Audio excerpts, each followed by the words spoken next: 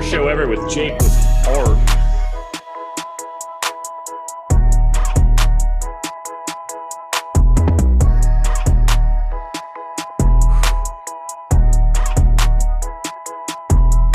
And we are live. Welcome to the NBA Deeper Dive. It is Wednesday, May 25th. I am Josh Engleman. I am joined by Adam Scherer. We are brought to you by Odd Shopper, and we have a ton to talk about today. Unfortunately, I'm not sure that we actually have any answers to the questions that we have to talk about, but we're going to talk about it anyway.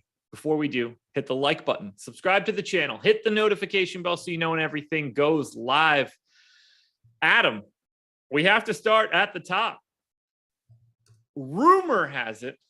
I have no idea, totally unsubstantiated. And the main piece of this is that none of this shit matters anyway, because we're going to get this news no matter what. There is a rumor that Bam Adebayo has tested positive for COVID and would not be able to play tonight, at which point... Did you see the update we just got? No. The Heat held a team shoot-around recently. Has been normal for them to push it back from morning this season. Bam Adebayo going through usual pregame workout now. Boom. Never mind. For right now, scratch it. Who cares? Doesn't matter at all. My rumor, fake, unsubstantiated. We don't need it any longer. Would have been interesting, though, because one, the Heat would have got absolutely annihilated. And two, would have been real bad news for Dwayne Dedmon and probably Yurt, I guess. I don't know. They would have been in real trouble. But now it doesn't matter. I'm glad that he's playing. I want him to play.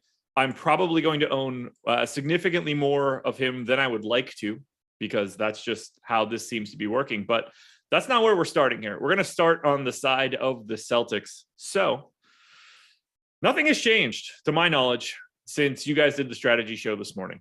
Everybody's basically still questionable. We did get a slight blurb from Woj a little bit ago, just mentioning that Robert Williams is like trying to play today. Have you seen anything that's changing your mind on what we're doing today? Nope. Haven't seen anything. Assume Smart is still questionable. Assume Williams is trying to play, but who knows? Yeah. So we're on the same page here. So let's talk Celtics. And there are some things that obviously I don't think that we need to talk about. I don't need your opinion on Jason Tatum today. I think you and I can both agree that he is one of the more frequently likely captain options, and you just play him because he's good. Safe bet? Yeah, I think that's fair. I think that we can probably do the same sort of thing with Jaylen Brown. But let's start with the guy that we're a little bit worried about here, Robert Williams. Does he appeal to you at all today? Obviously, gigantic range of outcomes. We have no concept really of how much he could actually be on the floor. If he's getting, say, 20 minutes, is he a guy that you get to regularly? I think he's still kind of interesting just because he is 6,400, and depending on who is in, like if we assume everybody's in, pricing's pretty tight. And so it's not like there's mid-range guys that really stand out as being underpriced. So I do think that would make Williams still pretty appealing just because there is volatility there. Maybe he plays more than we're expecting. If guys are out, if Hero's out and Smart is out, then he's less appealing. It's more of just a ownership play because there's going to be more underpriced value. All right. I'm sort of in the same boat here. I don't like we currently have his ownership at about 25%. That seems about right to me based on what I have here. I don't have a good feel for Robert Williams. What if he's out? How does that impact the rest of the trickle down here? We're reallocating 25% of ownership. Who gets the biggest bump to you if we don't have Robert Williams today? I mean, I assume they would go with Grant Williams starting. They tried the Tice thing the other day. It went miserably. He didn't start the second half. So I do think you would get more playing time from Grant Williams.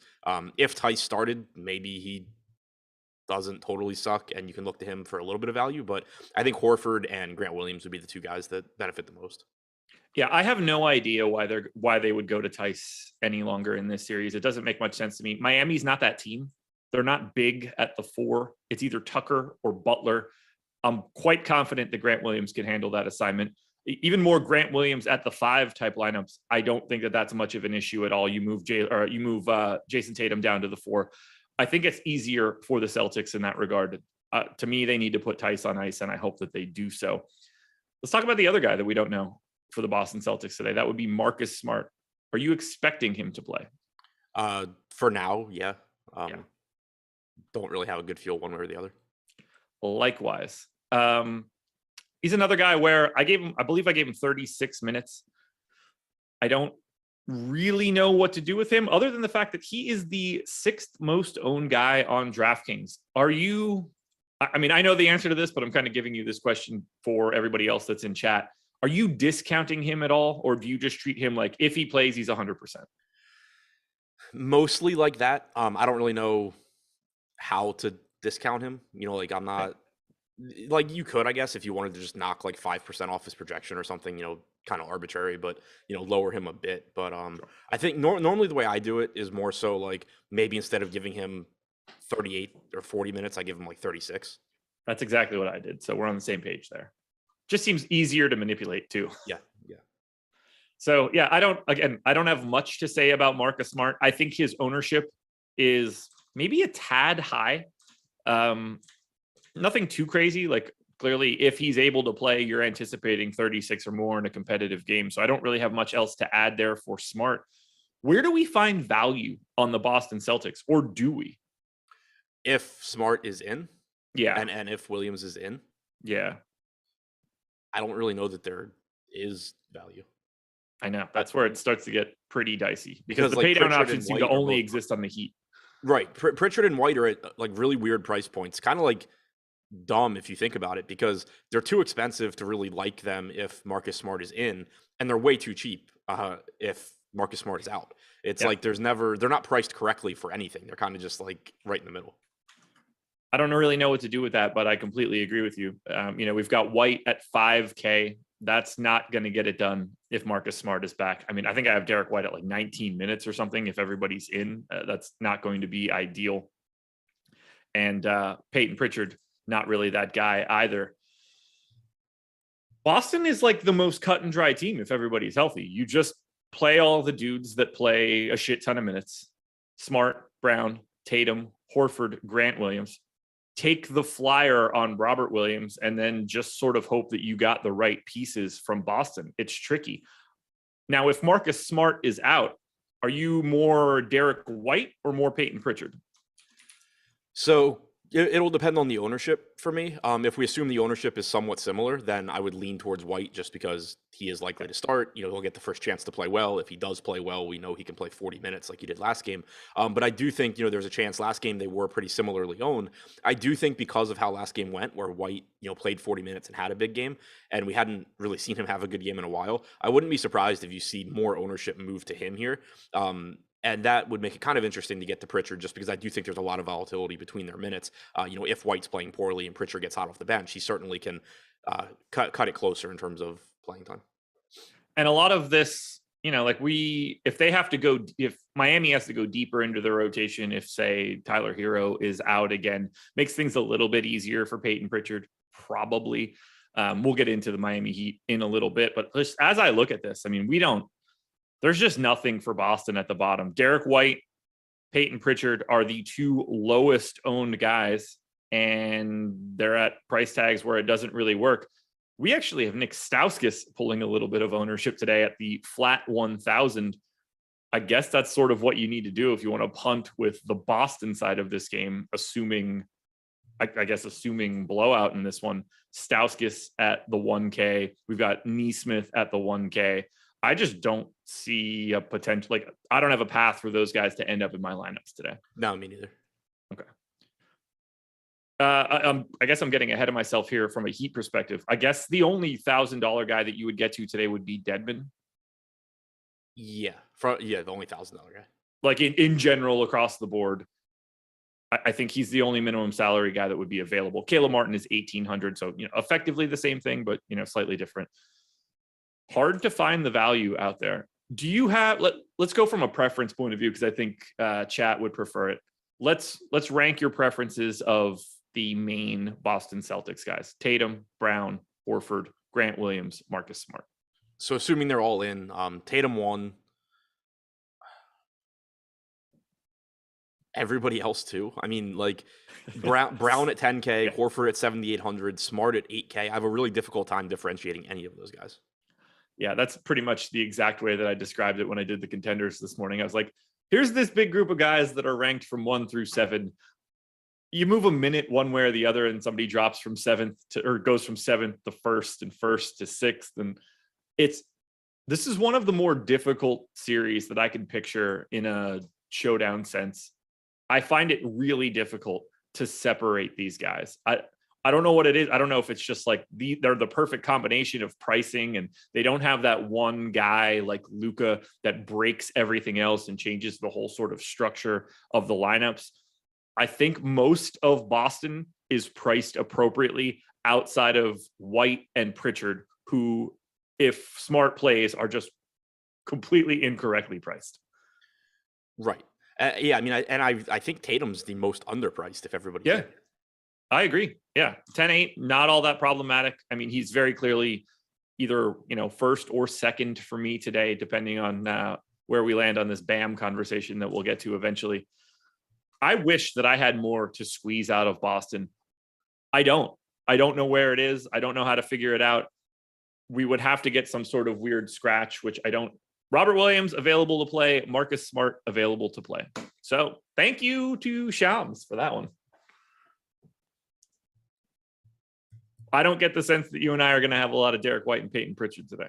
Yeah, I don't think so. I mean, it's a 1-game slate. So, like, obviously, if they end up in a lineup here and there, it's fine. But Hero out. What? Hero out. Okay. So we'll get to that in a bit. Not play Oladipo again. Yeah, I mean, obviously you'll probably get to a little bit just because lack of options, but definitely not, key building pieces like they were last slate. That should open up things at least a little bit here, but this is if this game is competitive, the amount of dupes in the winning lineup is probably going to be like staggeringly high. I don't know. I think the tight pricing gets you less dupes. Okay, I see where you're going there. I think there's going to be a high, I think the median dupe is significantly higher. I think I agree with you that maybe the extremes at the top aren't as big because you don't have that like two guys that are 90% owned that don't limit you. But just I think the general lineup is probably duped a little bit more just with everything being flat. Well, no Tyler Hero. That should be interesting. We're going to get to that. I think the lack of value makes captain a lot more interesting than it otherwise would be.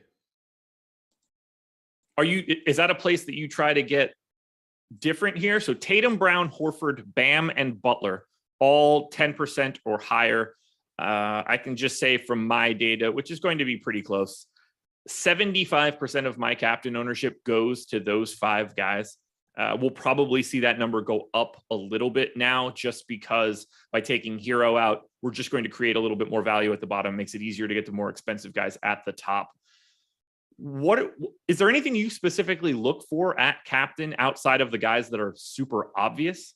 Well, I do just in general think that the tighter pricing is, the more flexibility you have at captain. Like if you wanted to pay down at captain to let you get, an extra good player elsewhere in your lineup, that becomes a lot more viable when you don't have, 4 1K guys that have a path to success like we had yesterday. The point I made yesterday was I didn't know which one of those guys was going to have a good game or if more than one would, but I was pretty comfortable that one of those 1K guys was going to be a top value option. And it just made it so you could still do something like Maxi Kleba at captain, but you were walking like a really fine line, because if one of those 1K guys does well, you kind of were going to need Luka at captain or Steph at captain.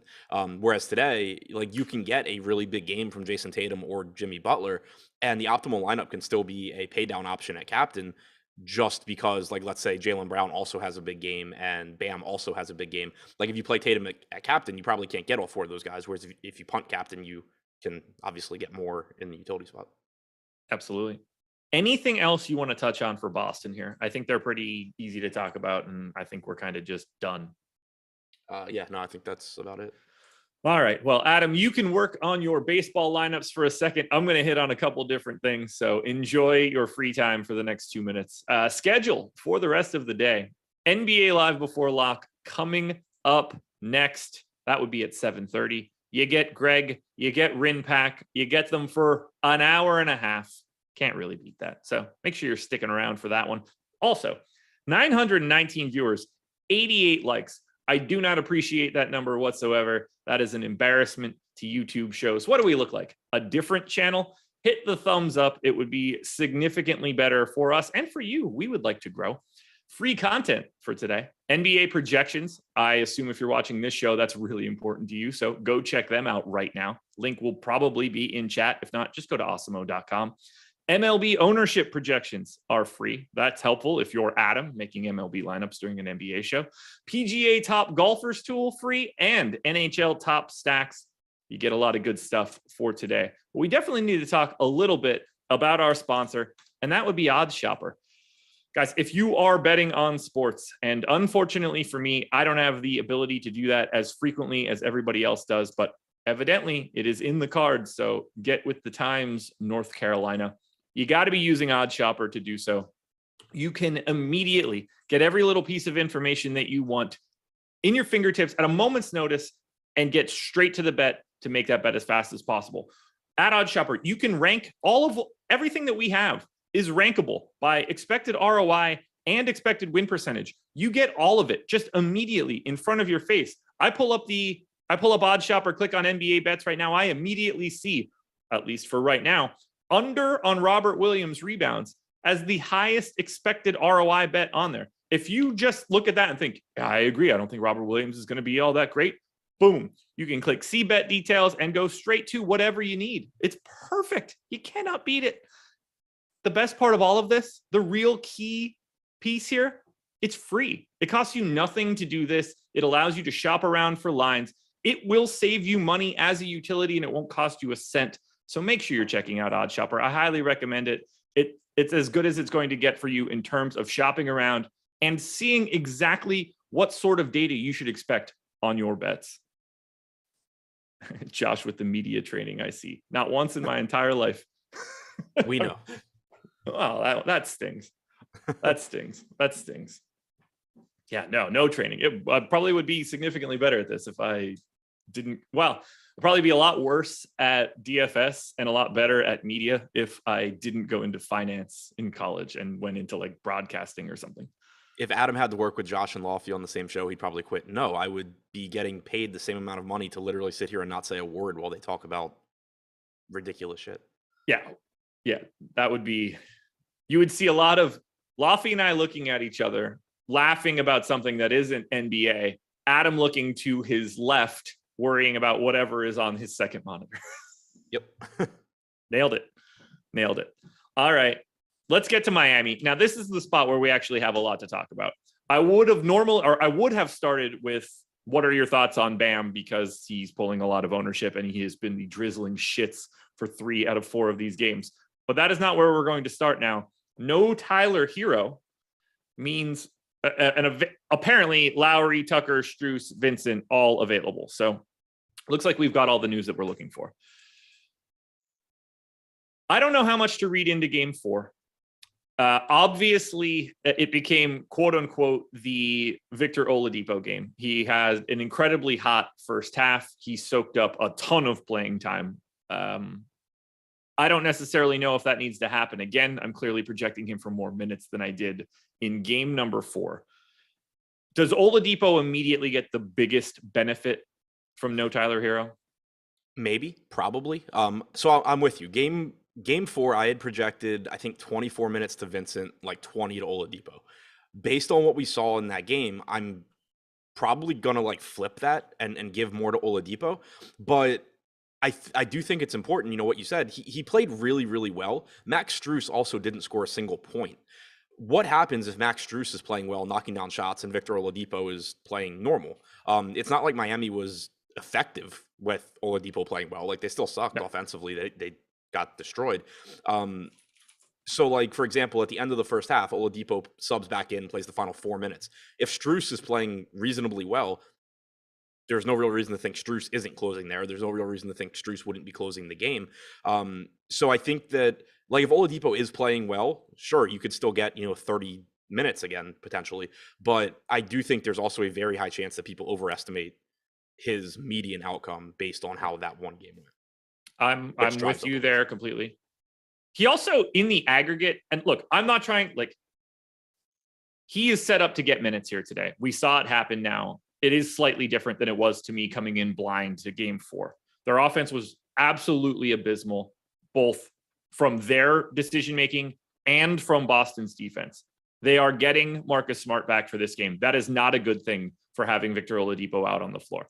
I'm with you. I'm going to go to more minutes now, and I'm certainly going to have him at a number higher than Gabe Vincent, which you and I were on the same page for that one. He finished 6 of 14. He got real cold in the second half. A couple of those shots that he took, I wish that we could pull them up right now and show them. He missed bad on a couple looks. Hard iron, short iron type stuff.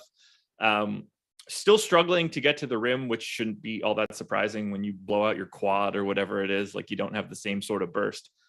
But he's there now, and we have to talk about him at least a little bit. Here's the tricky part for you. Victor Oladipo, go ahead. Somebody in chat said, so are you guys no longer buying into worrying about Butler and Oladipo sharing the court? Yes and no. It's still a bad lineup. Like, yeah, I'm very worried about it. Right.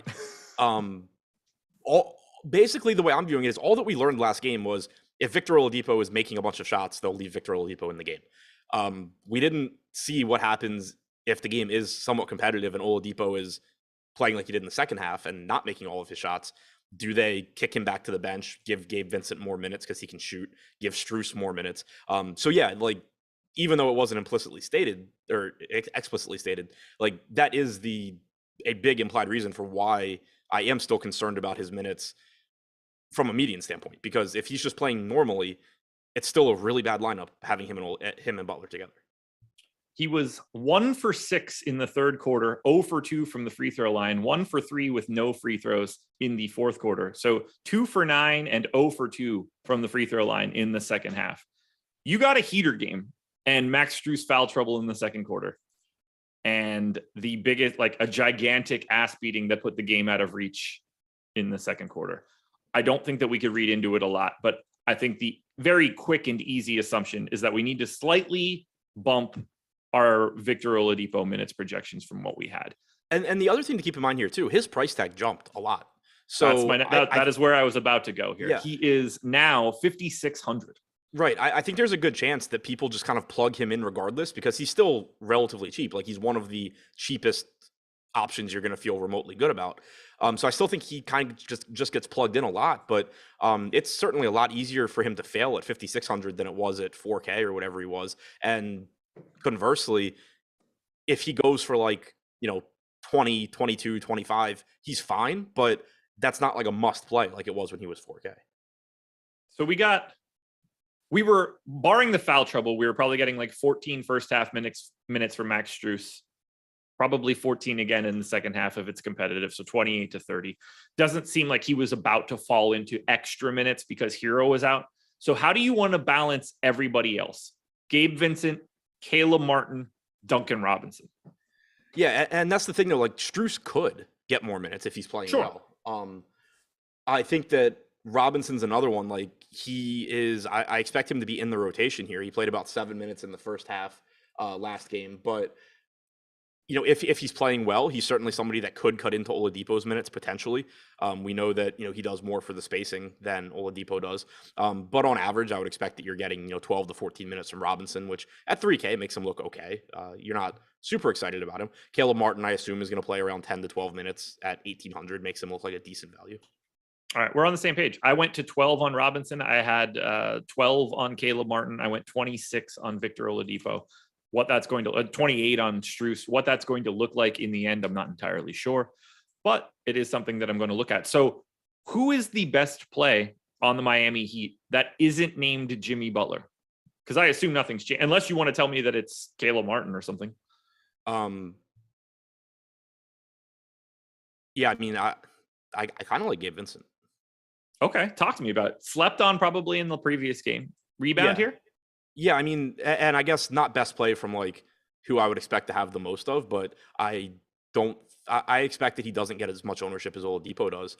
He's still 4,400. He only played around like 10 minutes in the first half, but certainly could play more potentially. I like him with that price tag as long as the ownership isn't very high. Right now, I don't. Do we have an update? I'd be I don't know. surprised. I was checking. 50 minutes ago. So, Yeah, so no. Yeah, so I mean we don't have that yet, but I'm assuming that you're going to get Oladipo's ownership much higher than Vincent's, which makes me interested in Vincent. But from just a pure who's probably the best play, I don't really know. I guess Bam, but I don't feel confident in it. Do we want to have that discussion now? Yeah, sure. It would be a lot cooler if he just didn't have that game 3. And then you could just be like, okay, he's different here. But he did have that game 3. I've seen a lot of people talking like, I don't want to go to Bam. Robert Williams is here. And to me, that's not really like the deciding factor for me. Look, do I think Robert Williams is fantastic defensively? Yeah, absolutely. I think Bam Adebayo is like one of the 3 best centers in basketball. I don't think that he becomes completely neutralized from Robert Williams. Maybe I'm wrong. Maybe you just shouldn't. I don't really know how to project him any longer. Are you just trying to use like a mashup of rates shifted more towards the playoffs? I don't know how to weight him. To me, he's the biggest question mark on the slate. Yeah, and I mean that's pretty much how I handle it. And it's a situation where, if you just used his postseason rates, he would look pretty bad at 8,800. If you just used his regular season production, he'd look really good at 8,800. Yeah. I think he's somewhere in the middle. I mean, I do think the lack of rebounding, the lack of usage in the postseason is legitimate reason for concern. But then also, like, even on top of the just general question mark of what the hell is Bam Adebayo doing in the postseason, you also have, how hurt is Jimmy Butler and how much is it going to affect him? A couple of games ago, he had like an 18% usage rate in the first half, then didn't play the second half. Last game, he only had like a 22% usage rate. If he's going to be limited by his injury, it's logical to think that some of that production goes to Bam. It's also like if they want to put Dedmon on ice, I think there's at least a slight upside in Bam's minutes. I agree with that. At least more so now than I would have expected later on. I don't know how much we really want to look into that. Another tricky thing. Do you have any thoughts on me saying that I think Bam is a top 3 center in the NBA? I mean, like, we're quibbling at that point, right? I mean, like, I know who the first 2 were very obvious. Right, that's what I was gonna say. I don't know. I feel like top 3 might be stretching it, but he's very good. Yeah, like I would never. You could tell me you think somebody else is there. I don't think that there's much of an argument to make that like he's not in the discussion for third. I'm trying to pull up now how many votes he got for all NBA. I mean, like, he got beat by Towns. I'd rather have Bam Adebayo than Towns. I mean, I'm going to win more with Bam, I believe. I cannot find the damn also receiving votes data anywhere, which is really bothering me. I'm guessing he was 4th, potentially 5th behind Rudy Gobert. And obviously, I'm probably the biggest Rudy Gobert stan that's going to be in the chat. So if I'm willing to take Bam ahead of him, I don't know how many more. Gobert was one of the ones that came to mind. Sure. Like, and again, like, I would not have a problem there, but I'm as big of a Bam fan as possible.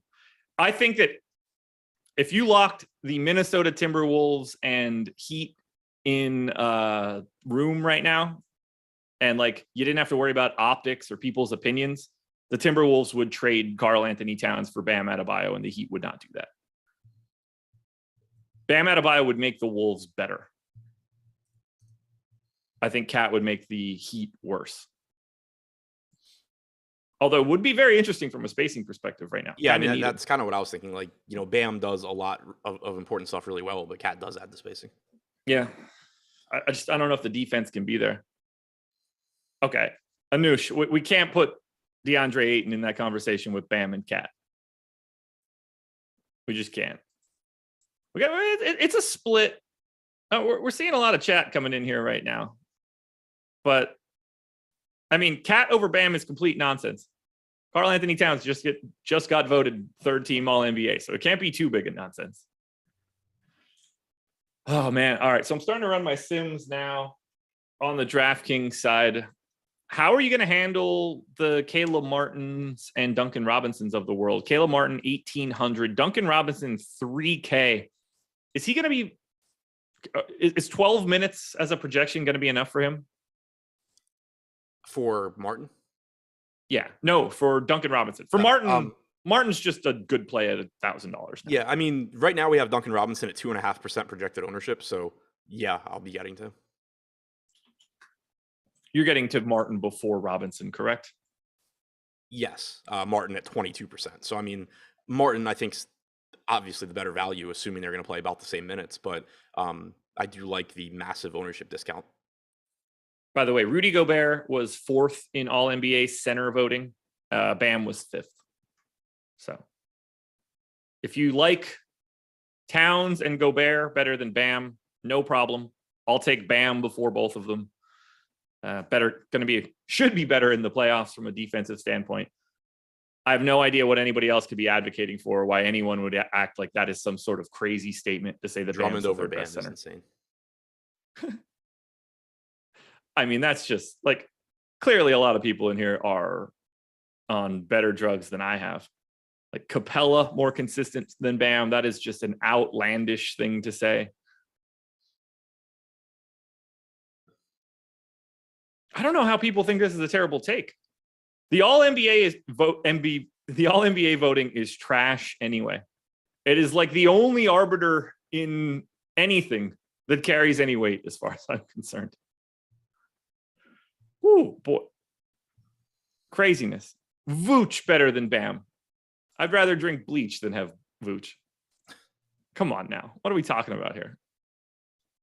What are we talking about? Of the people that didn't make the All-NBA team this year, Bam has the 3rd most votes. Crazy people. You're all crazy.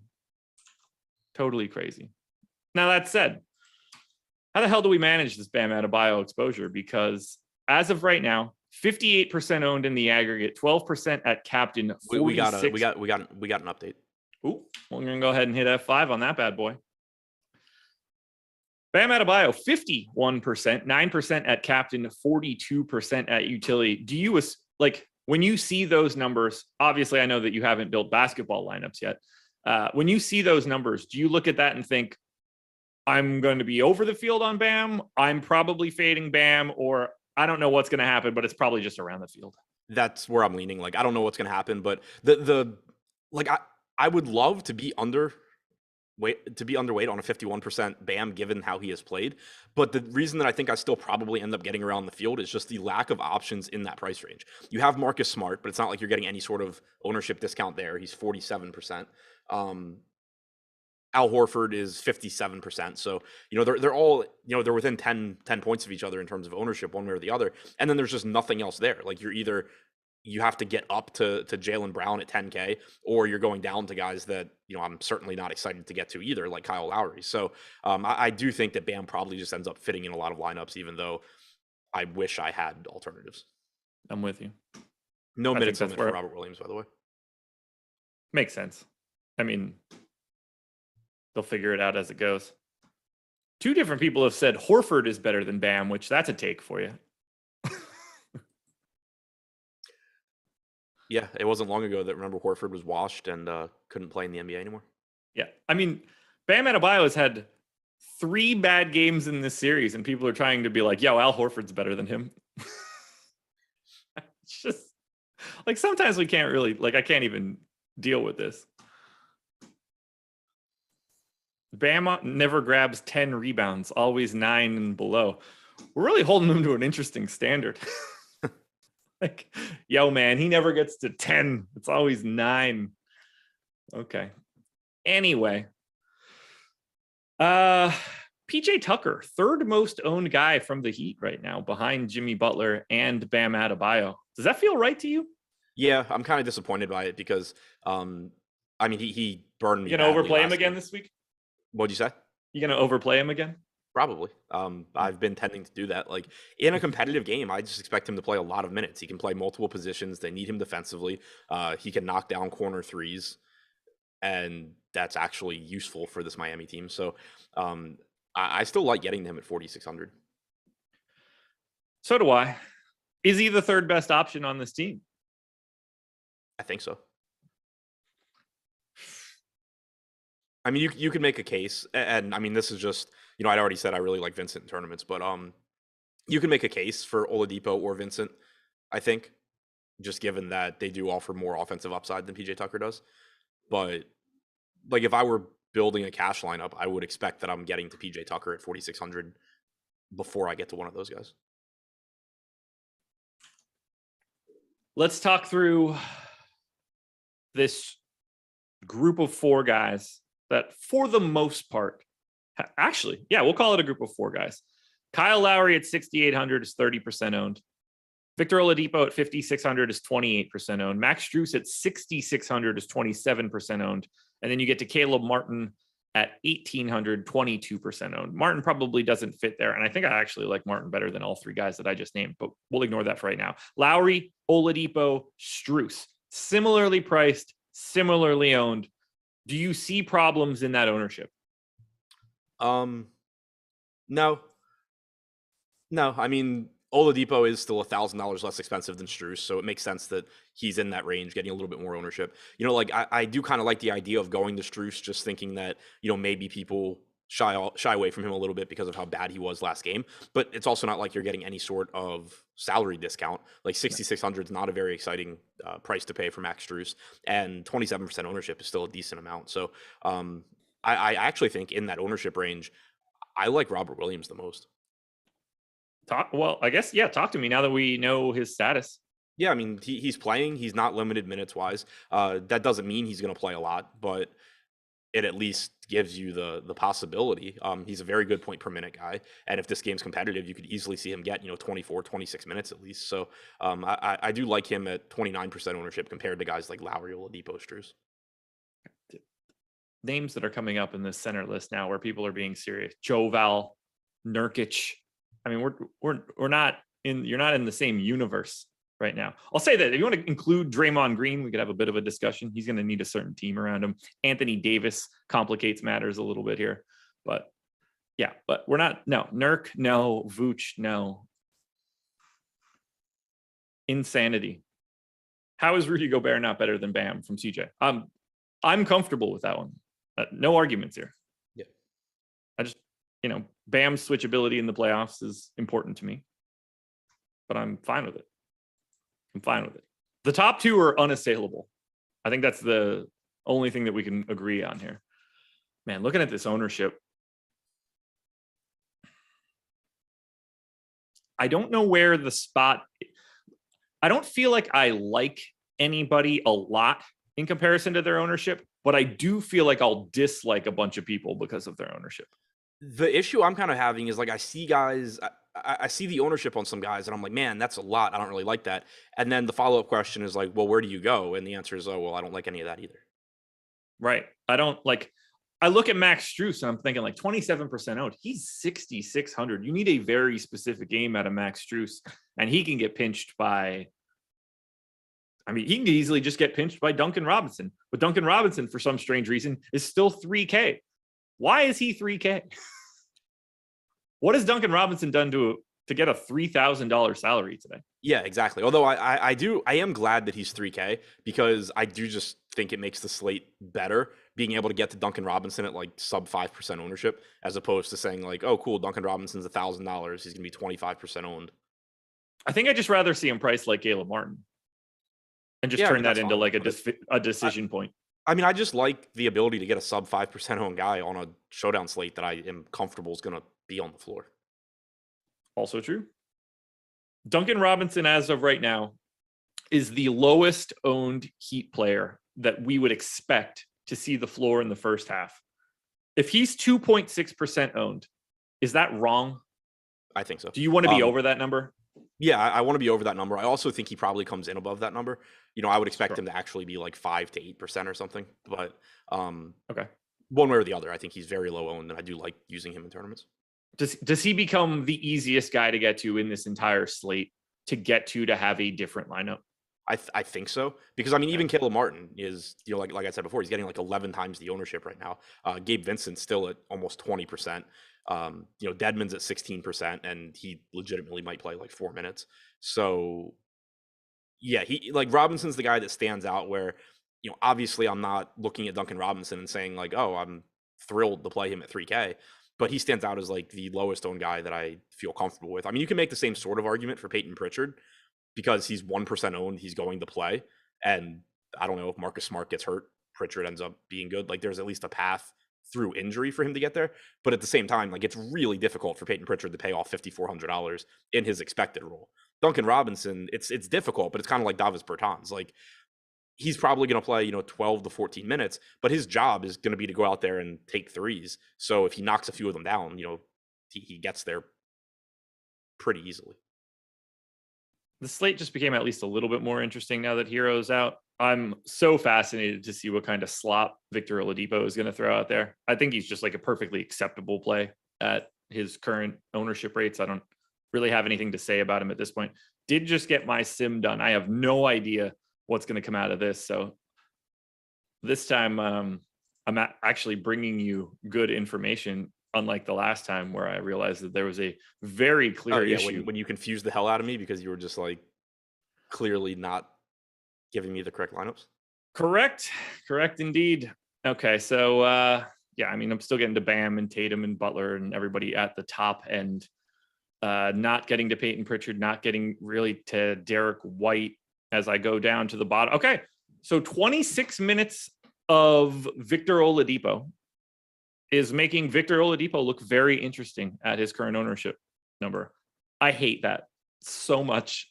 I can't even explain it.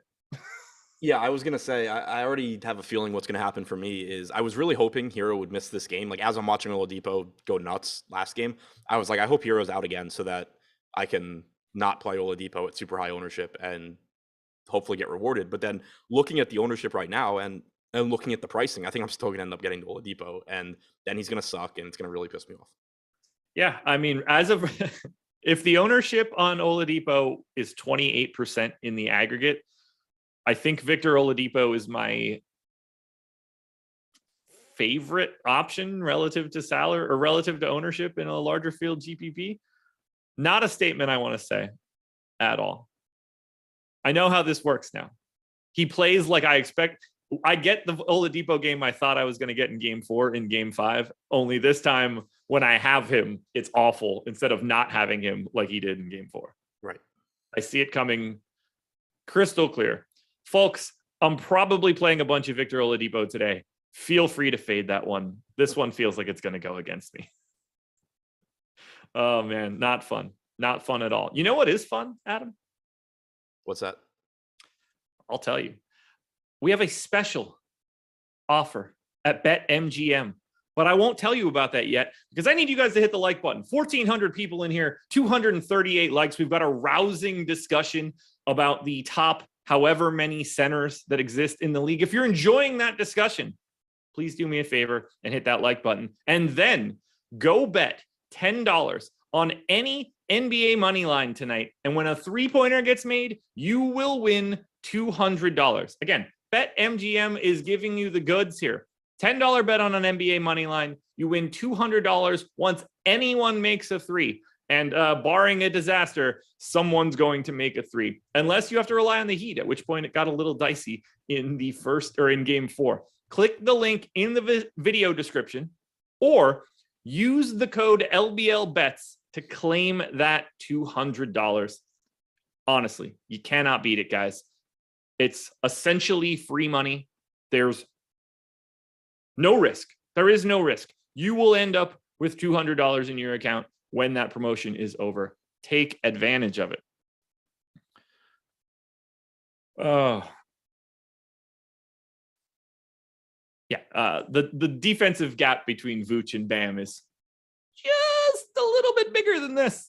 It's slightly high. So here's what we're going to do, because Adam, I don't feel like this happens enough for you. And I don't think that I missed any super chats. So I'm just going to open it up. If you guys have any, do you have anything else you want to add for this slate at this point? Robert Williams, 2% captain ownership is pretty interesting. And I also don't hate the 3% going to Oladipo. No disagreements on either of those. I have Victor Oladipo in my sim a little bit higher than his captain ownership as well. So I wouldn't be surprised if I ended up getting to a bunch of Peyton Pritchard and Derek White in the last one, just based on the way that these numbers look. I think that Victor Oladipo is going to be that guy again today. So, yuck.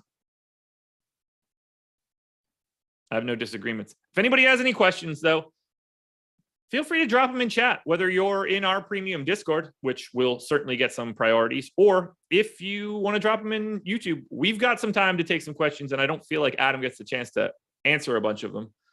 So seems like a good spot to do that. Get Bam off the thumbnail. I don't know if we can go back in time and do that. Well, I mean, like we can, but all right, JJ Hawk. Concerns about Butler and the knee issue. Yeah.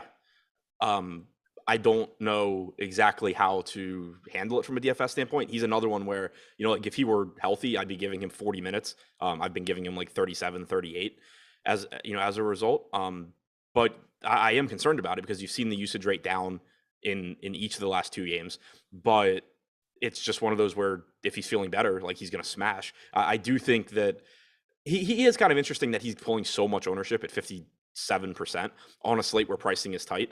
I don't hate the idea of kind of just not being there and being able to get a little bit more balanced elsewhere. Obviously, I'm on the same boat with you in that, like, yeah, I'm concerned about it. I just don't know how actionable that ends up being. Jason Moan has a question. Any thoughts to Lowry getting healthier than Jimmy and running more of the offense tonight?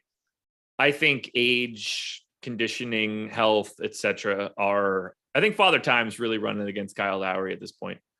I mean, I agree. I don't know if he has that. I don't know if he has that gear in him anymore. I don't know. Yeah, I mean, I agree with that, but I also don't really hate that thought or that idea where, like, I would say it's certainly possible. Oh yeah, for sure. I just don't know if he has it any longer. But yeah, of course.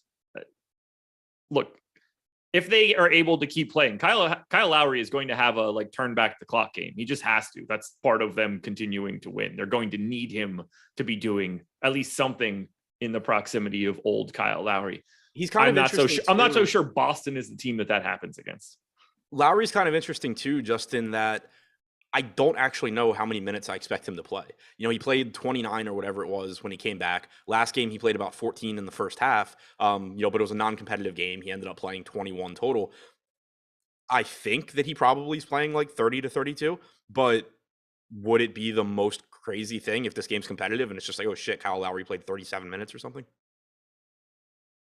I gave him 32, which I think is probably that's where I'm a pretty going, healthy one. Yeah, that's where I'm going. Like I'll end up somewhere in the 30 to 32 range, but it's just like I don't think he's gonna play huge minutes, but he could. We haven't. I mean, he's certainly one of the guys they want to play those minutes, right? And we just haven't seen a competitive game where Kyle Lowry is in, and it's not his first game back. All right, we got a question in our premium Discord, so I want to make sure that I hit on it. Well, actually, we got two, so I'll hit on the first one because I know this answer's quick. Does Adam play more than 150 lineups across multiple tournaments for a DK showdown? No, I didn't think so. All right, and then from 24631, I've been meaning to hear Adam's thoughts about this for a while. On an earlier show, he spoke about making a lot last year by remaining steady while everyone overreacted to individual performances. When it comes to the playoffs, how do you balance thinking about the adjustments that teams make game to game versus overreacting to one-off performances? I think the biggest thing is rates and playing time versus actual results. For example, like and this postseason has been kind of frustrating because you've gotten a lot of the people go back to the well and then Max Strus gets 10 rebounds again kind of thing.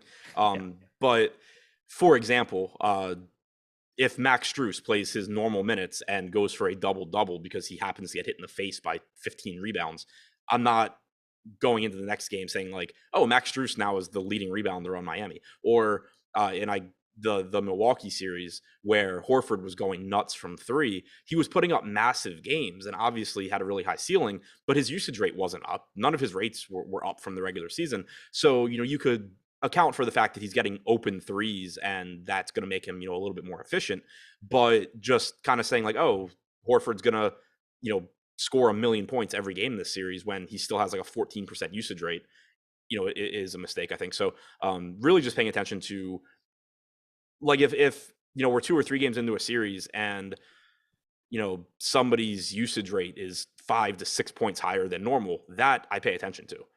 If he's just shooting really well for 3 games, I'm not going to go into game 4 saying like, oh, he's clearly just going to score a ton every game.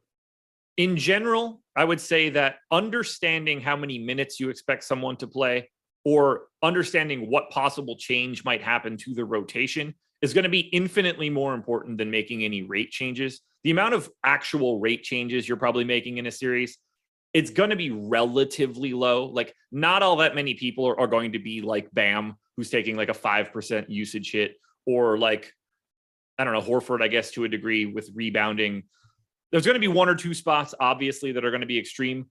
Understanding how many minutes someone can play and what that role is going to be, that's, I think, what's the most interesting piece of a series, and the thing that you kind of need to pay attention to, because that'll keep you grounded more so than the people that are going to look and see like, oh, this guy made 7-3, like the Strus example. Like, you just need to know that Max Strus is going to play like 30 minutes a game, and you can pretty much get an idea. He didn't suddenly become Dennis Rodman.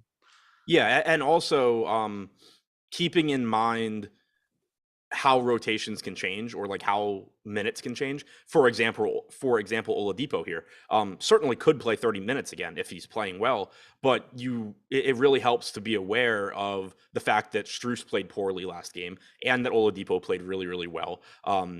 And keep in mind that that did, at least to some extent, impact those minutes. So, just going in saying like, oh, Oladipo's going to play 30 plus minutes here for sure is, a pretty big mistake as well. To answer Mikael McDonald's question about what's the rebound differential for Horford when Williams is on the floor. This season, from the start of the regular season, Horford has a 14.5% rebounding percentage with Robert Williams on the floor, and without him on the floor, it is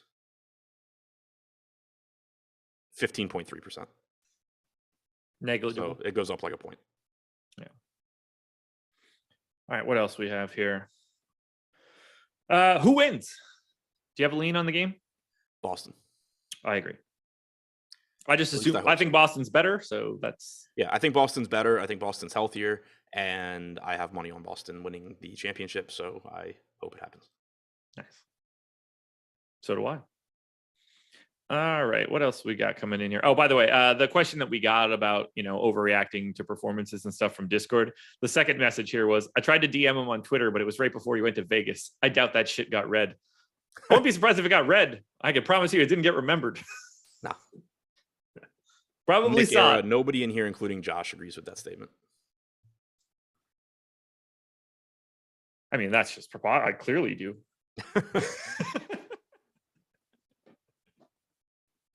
Clearly do. I mean, look, I don't like, there's nothing wrong with the silver medal, Adam. Oh, man. I should have like saved the date in my phone, whatever that show was that you admitted I was better. For a while, I saved a couple of those Slack messages where you're like, oh, it was really great talking to Josh and making some changes to my Excel process. Dined out on those for a bit. But yeah, I mean, like, I wouldn't, like, I think, well, yes, I think you're better at DFS at this moment than I am. Agreed. Glad we cleared that up. No, man, I wish that we should make some sort of side bet, but I would have to play a set of stakes that I don't want to play for an entire season. Yeah, I mean, the last time I made one of those side bets, it was with Petty, and I got my ass beat, so I'd much rather make that with you. Oh, well, wouldn't it be incredibly satisfying for me to be you? That would suck. It would be fun. I mean, what push comes to shove, if we're both good, then that's just good. Right. But I would like to take that shot. What contest would I need to play in where you'd be like, okay, let's make a side bet on it? Because like, if I tell you, yo, let's just put, let's max the foreplay for the entire year, you're not going to pay attention to it in the slightest. I mean, what do you pay attention to most? I mean, I play it. Like, it's not like I'm Yeah, but gonna pay extra attention. Like, right, but like you'll know more about a different contest than you'll ever know about that one. In terms of like that one is going to be an ancillary piece of your yeah, I mean, the one that like every night that process. I sweat is like the $15 or whatever it is. But Yeah. yeah, I mean, like we could do the $4 because it's not like I'm just playing my 20 best lineups in it. Sure. Something to think about next year. I'll take that shot. It'd be fun to document. And I assume you would take that immediately. So Yeah. I'm the one most intrigued. I mean, I like bets like that anyway, just because they're fun. And I mean, like that's when I made the bet with Petty 2 basketball seasons ago. I didn't expect to win. I certainly thought he was better than me at the time. Probably still is, but like, it was more just like I wanted the extra motivation to just pay attention to it and compete. Was that a total profit bet? Yeah, it was total profit, NBA season, like a $5,000 side bet. Okay. Yeah, I would want to do like top 1% I mean, lineups or something. It was total profit in like 150 max under $20 or whatever. Yeah. Yeah, I would want to. I mean, like over the course of the season, you're probably fine. I would want it to be like, top 5% lineups or something where Yeah, sure. it's the idea of losing because I got second on some random day and like lost out on the 70K that would have won it would be infuriating. But I also think that I'd be down more than that. Gordon Josh had a Engleman would need question. odds. Yes, he would need odds. What? I'm not the favorite. Oh yeah. Gordon said, so if you think Boston wins tonight, are you fading Butler at captain and playing more Tatum and Boston players at captain?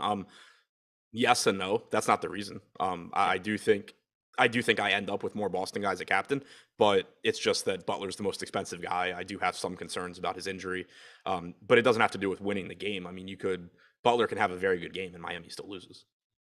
Yeah, what I think happens in a game and the way my DFS lineups look are not the same thing. Like salaries matter in DFS that have nothing to do with, like if Jimmy Butler was suddenly 2K, it doesn't matter that I think Boston is going to win the game. Jimmy Butler is going to be in every lineup that I make. So you can't, like, if we ever give opinions on who we think is going to win a game, that really should not be dictating anything from a lineup construction perspective. 7:29, man. We're done. We got a super chat. Oh, we did? All right, let's hit the super chat and then we'll kick this one over to Greg and Rinpack for a single entry. This is from George or Jorge. Never know what to do there.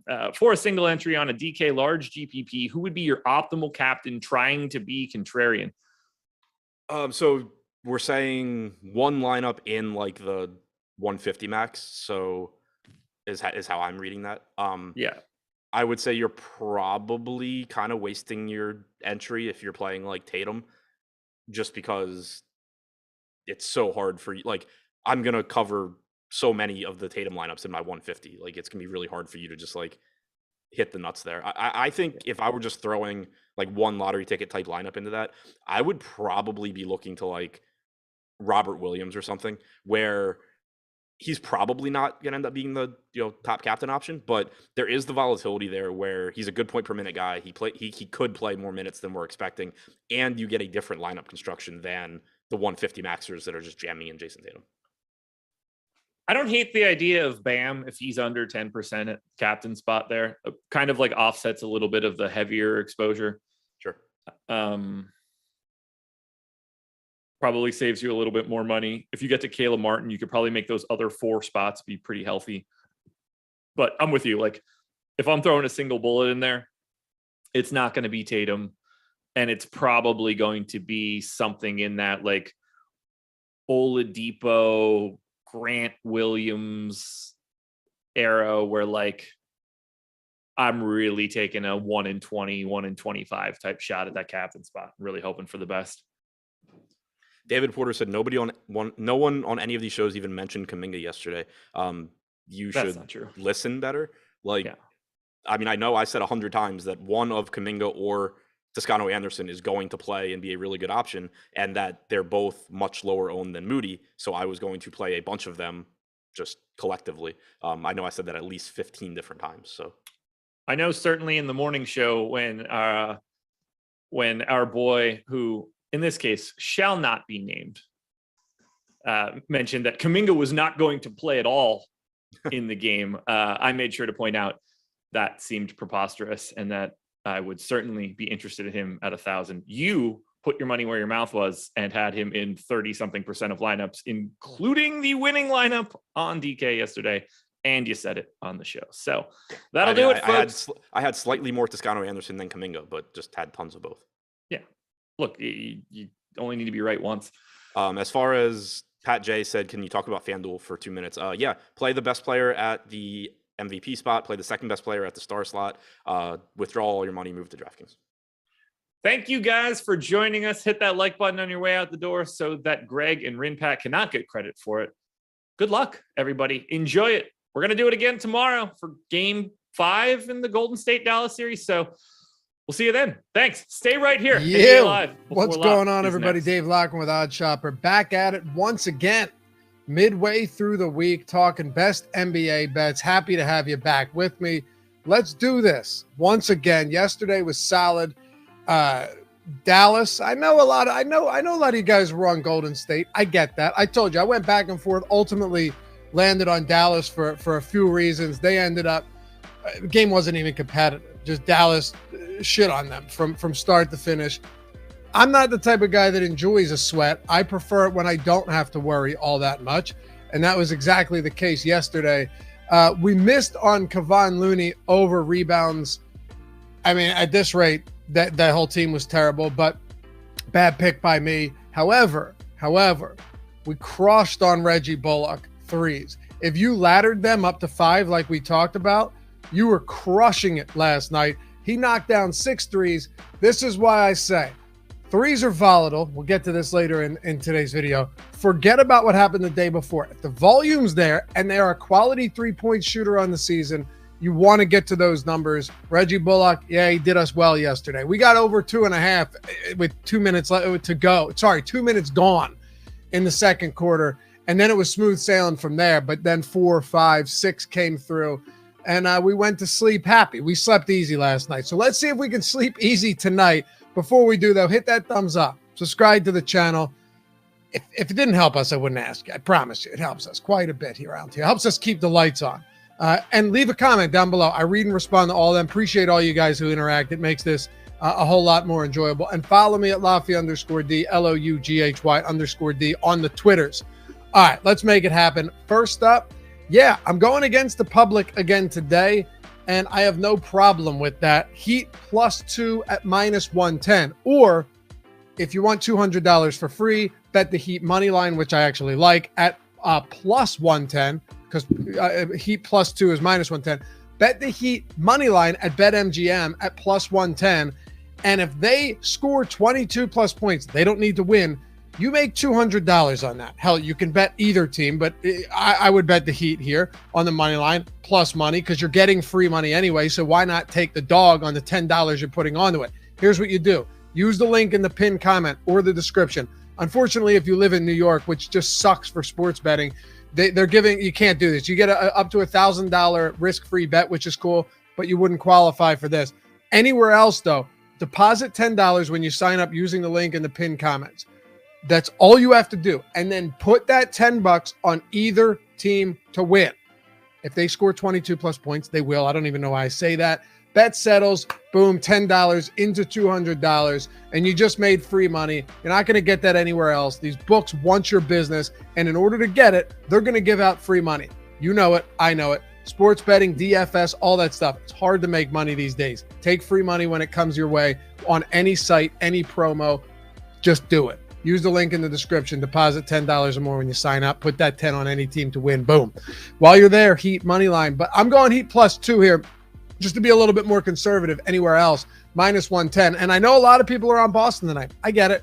But there are plenty of reasons that I like Miami. And a couple of them. First off, even if Boston, right? Even if they win, I expect this to be a hyper competitive game. Okay. There's no reason it shouldn't be. I think it's probably going to, I wouldn't be surprised at all if it's decided by one possession. So I'll take the points with the home team. That just makes most sense to me. Miami's 7-1 at home this postseason, with a +11.3 net rating. Phenomenal. And yes, Celtics have been very good on the road, +6.2. I still think the Heat defense can lock them down. They still have phenomenal defensive players. Jimmy Butler, Bam Adebayo, PJ Tucker, the list goes on. I mean, Kyle Lowry's health is in question right now, but we'll get to that. I think they narrowly escaped this one with a win, but I am taking +2 just to be a little protective here. It's -110. And yeah, Tyler Hero's injury and what I think will be his absence tonight. I don't believe he plays. They said it could be 2 to 4 weeks.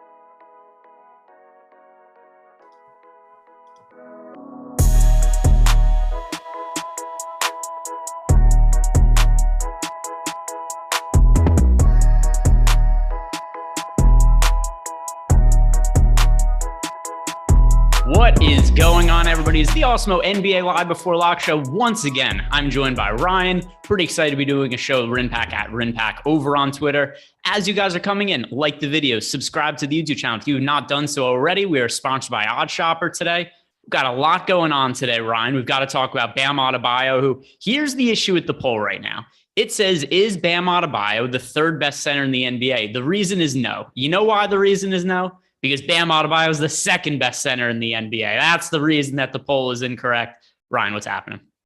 How are you? I'm doing well, but it's we'll see how this. I'm excited for this game 5, hoping for a game to be close in the fourth quarter, as in within 5 points with a minute left to go would be nice. A little bit, as a fan, but we gotta just roll with the tide and see what happens tonight in South Beach. Yeah, I mean, it would be cool to get a competitive game for once. If not, though, if the Celtics win, I would take it. I'd be pretty happy with that outcome. Have you followed any of the conspiracy theories and things that have gone on with the Boston media today on Twitter? I have not. I have not. What are these bogus bozo conspiracy theories? Yeah, so there was a ton of line movement earlier in the day towards the Boston Celtics because all of the Boston media was pushing really hard that there was a COVID outbreak amongst the Miami Heat. And that I believe the players, Bam Adebayo was believed to be one of the players that had tested positive, a handful of other players. So I haven't seen if the line has moved back yet, but we saw a really, really significant line movement towards the Celtics because of this primarily Twitter rumor that there was a big COVID outbreak within the Miami Heat, which ended up being false. But I have found it to be pretty frustrating, the lack of I'd just say overall transparency with the NBA injury reporting, where we have seen with the Heat already. They do weird things with their injury reports. They're just listing everybody as questionable. And we pretty frequently see just bad reporting from NBA media where they kind of try to prioritize clicks over actual accurate information, like we saw with Damian Lillard in terms of the last offseason. Am I thinking too much about this, or is this a concern with sports betting becoming more widespread and legalized? So I think Haral brought up a great conspiracy last night is, as Golden State enters the luxury tax, how much is Game 5 in the Bay going to be worth for them in terms of revenue? It's probably going to be worth a decent amount, playoff game for them. So might as well tank a game, get some extra dollars in the bank, deal with that. I mean, it's a conspiracy. You obviously don't think teams are purposely tanking games, but it could be a little bit of script. It wouldn't shock me if you were to get behind the scenes. Is Silver calling? Is it Mickey Loomis, the Miami Heat owner? I don't know who the Boston owner is, but I think Mickey Loomis is not fair. Miami Heat owner. Be like, hey, let's make this game a little close. Come on. No. It would be nice to get a close game. Mickey Loomis get a close game not for change. the Miami Heat owner. He's the Pelicans owner, but I will make sure I get this name right. Yeah, but I don't know. I only know the owners. Mickey I know like James Dolan is an owner because my favorite thing in terms of bad ownership and things that owners have done is the Eagles were booked to play at Madison Square Garden, and James Dolan would only let them play there if his band was allowed to open for them. And then James Dolan just went on stage and played the kazoo to open up for the Eagles. Damn. What do you think James Dolan will sell the team in our lifetime? No. I think he would have to be forced to do it, and I don't think the NBA is about to do that. Fair enough. No, it's interesting to think about. I'm curious what they would do with James Dolan. Yeah. Mickey Harrison. That's at least one person said in the chat. That sounds correct. Yeah, we do some super the Mickeys. It's kind of wild that there are two Mickeys that own NBA teams. All right, we've got some super chats to get to, so we'll do this to open up. Also important, people are asking why Eric isn't here. He showed up to a meeting naked by accident. He didn't realize his camera was on, so he had a brief suspension. He'll be back shortly, but don't worry. Eric's okay. Like Jordan said, a little bit of HR trouble. He'll be back in short order. First, we have a super chat from Nick Anderson. Was there a question anywhere here? Because it's just a blank super chat. Let's see. Nick Anderson. Nope. Nick, if you have a question, just throw it into the YouTube chat. I'll find it and I'll answer it. But if you don't have a question, you just want to leave us some money, appreciate that very much. Next question we have is from Dre Everyday. Amazing duo. Could you guys give me some insight for the 2-game slate? Having trouble deciding who to get from the Golden State Warriors Dallas game. Have you looked at the 2-game slate at all? I have not looked at the 2-game slate. I highly recommend to check out our full-on projections. We also probably do have the 2-game slate ownership projections potentially. I don't want to be speaking incorrectly there, but off the top of my head, without looking at pricing, I would be kind of loading up on some of the Golden State guys back at home, guys specifically like Draymond, maybe a Steph or a Wiggins. Those guys make a lot of sense to me. Bullish yet again on Golden State. Nothing new for me. Yeah, so I'm just going to really quickly scroll through some of the players' pricings for the 2-game slate and just kind of point out some of the players from tomorrow that stand out to me. One of you mentioned Draymond 6,600 for tomorrow. I know I've been bullish on his minutes. He's going to get it eventually. Last game, once again, he was on pace for a pretty big fantasy game in big minutes, and then it was just the blowout situation. And once again, he hit all of his prop lines yesterday other than his rebounds prop. I think Draymond Green, there's a big game coming. He just needs these weird fluke circumstances to stop happening. No more getting ejected, no more foul trouble, no more blowouts. But Draymond looks pretty solid at 6,600. As for other players from tomorrow, let's see, scrolling through. So something else that makes it hard is we don't have an injury update on Otto Porter Jr. So that also makes it really hard to know what value plays to look at from the Golden State Warriors. Because or else we could look at, I think Kuminga may have cemented himself a spot in the rotation without Porter, but obviously there's a risk there. If Porter plays, Kuminga probably falls by the wayside again. But for 2-game slate, if you want to take a chance on a value play that could have upside that people aren't going to get to, I could see the upside in Kuminga. But just to answer Dre Everyday's question here, how would you handle some of the value guys from the Warriors that could potentially benefit if Porter doesn't play again? Yeah, Kuminga looks fine. I do think there might be some recency bias over owned potentially, where he's like super highly owned. I would in low cheap high value options is where I try to make pivots on, I guess, 2-game slates. So I'm fine if you want to play him, but I'd be looking to get a little different in off of Kuminga, maybe firing off Grant Williams maybe today, or I know their pricing is not similar, but you can change up your roster construction quite drastically and potentially build a lineup with similar upside. What about playing Otto Porter Jr. and then just swapping off him if he ends up being out? Yeah, no, that's completely fine because I think you'll have enough salary to upgrade, or you can also get unique by just leaving money on the table. On a 2-game slate, I think that's completely fine. But yet again, just proceed with caution. All right. Shout out to our guy Dre Everyday, who not only did he just leave us a super chat, he also gifted out 10 memberships to our YouTube channel. So everybody does that. We appreciate you guys very much. Gets more people in the community. And it's just cool. Love to see it. One more super chat here from our guy Michael McKinney asking his normal question. Who is our favorite star spot play and 2 favorite utility plays for FanDuel Cash? So let's start with, by the way, we're talking about cash games here. So no need to really differentiate. In the MVP spot for me, I'm going to go with Tatum. The only 2 guys I think you would be considering in a cash game scenario would be Tatum or Butler. Considering how Butler has looked physically the last 2 games, I don't think this impacts his ceiling. His floor is much lower now, though. We've seen in the last couple of games, the usage has been down, and he just hasn't looked right to me physically. This is really hard to measure, but there's been a couple of times where he's driven towards the basket where, number one, he's looked less aggressive to me than we've seen earlier in the playoffs. And then also the bounce just hasn't really looked there, which I think we could attribute that to that knee injury a little bit. So I'm going to leave with Tatum in the MVP spot. I just think he's a little bit safer than Butler for cash games. Which way would you go here, Ryan? Yeah, Tatum at MVP is fine. I believe he was talking about Star, right? Star was the question. Was it the? He did say star spot. Yep, I do think in the star option, I don't mind playing in cash games either Butler or Jaylen Brown.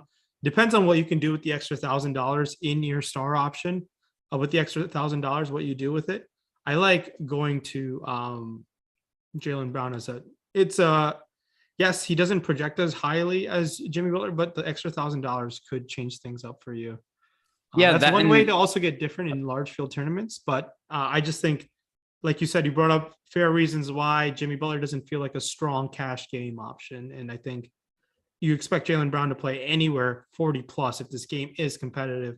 Are the two keywords here, because we've seen what's been happening in the NBA conference finals so far. And then for my two favorite utility plays in cash games, by the way, thank you for correcting me because I misread that as MVP when it was the star spot. But either way, hey, we just gave him out some extra information to help build his lineup. Nothing wrong with that. In terms of utility plays, looking at the guys who I think present the best value, for tournaments, I tend to want to be underweight to Victor Oladipo, but for cash games, I think you probably just want to play him after what happened last game. He might have earned himself some extra minutes. He's only 8,500 on FanDuel. So for cash games, I think Victor Oladipo makes sense in the utility spot. Would you agree with that? And then who else do you like as a potential value option in the utility spot for cash games? I don't mind Rob Williams or Kyle Lowry as utility options in a different roster construction build. Taking some flyers with them are fine. I like Kyle Lowry. I think the minutes could be 30 plus this game. And if he's going to get 30 plus minutes, there's a pathway of just performing really well. Robert Williams, obviously FanDuel, Yahoo specific scoring prefers him quite a bit. So I think you brought up a great point with Oladipo in cash games. If you think he's going to play mid 20s minutes, that looks great at 8,500. He's only $500 more than the likes of PJ Tucker and Grant Williams. And I like spending up those extra $500. I think him and Derek White are very similar plays, but $500 does go a long way on this one game slate. By the way, follow-up from Nick Anderson, who left us a super chat with nothing in it. It's a message for you, Ryan. He says that you two were in an NFL best ball draft on DK together the other day. Looking forward to playing against you this season. Keep up the great work. So there you go. Just a shout out from Nick Anderson, who's in a have you done a lot of the best ball drafts now? I'm just messing around on these best ball drafts. I just if I just like eating lunch and just clicking away, that I don't necessarily think NFL best ball is a fun, great casual product. I just find it really hard for me to take it super seriously. So I have a lot of fun with it. It's like me casually just clicking away some players who I will root for. Just getting super aggressively owned on certain players that I like a lot in the league. I like how you phrase that. So now if Nick ends up beating you, you'd be like, yeah, I wasn't really taking it that seriously. So you only beat me because I wasn't trying. I'm just worried if Nick Anderson's going to miss 2 free throws in the clutch. So. Well, there you go. Nick, you got some, looks like you and Ryan have a little bit of competition there, but let's start breaking down some of the other players on the slate. And we talked a little bit about Tatum versus Butler there. We kind of gave some of our opinions on them in terms of cash game plays. But I want to ask you, for tournament purposes, how are you going to handle Jimmy Butler? Because I really don't know where he's at health-wise. And this is a guy with a wide range of outcomes. And in general, I've wanted to be overweight to players in this scenario, but I'm pretty concerned about Butler right now. So I have definite reservations about playing him a heavy amount. What are you going to do with him?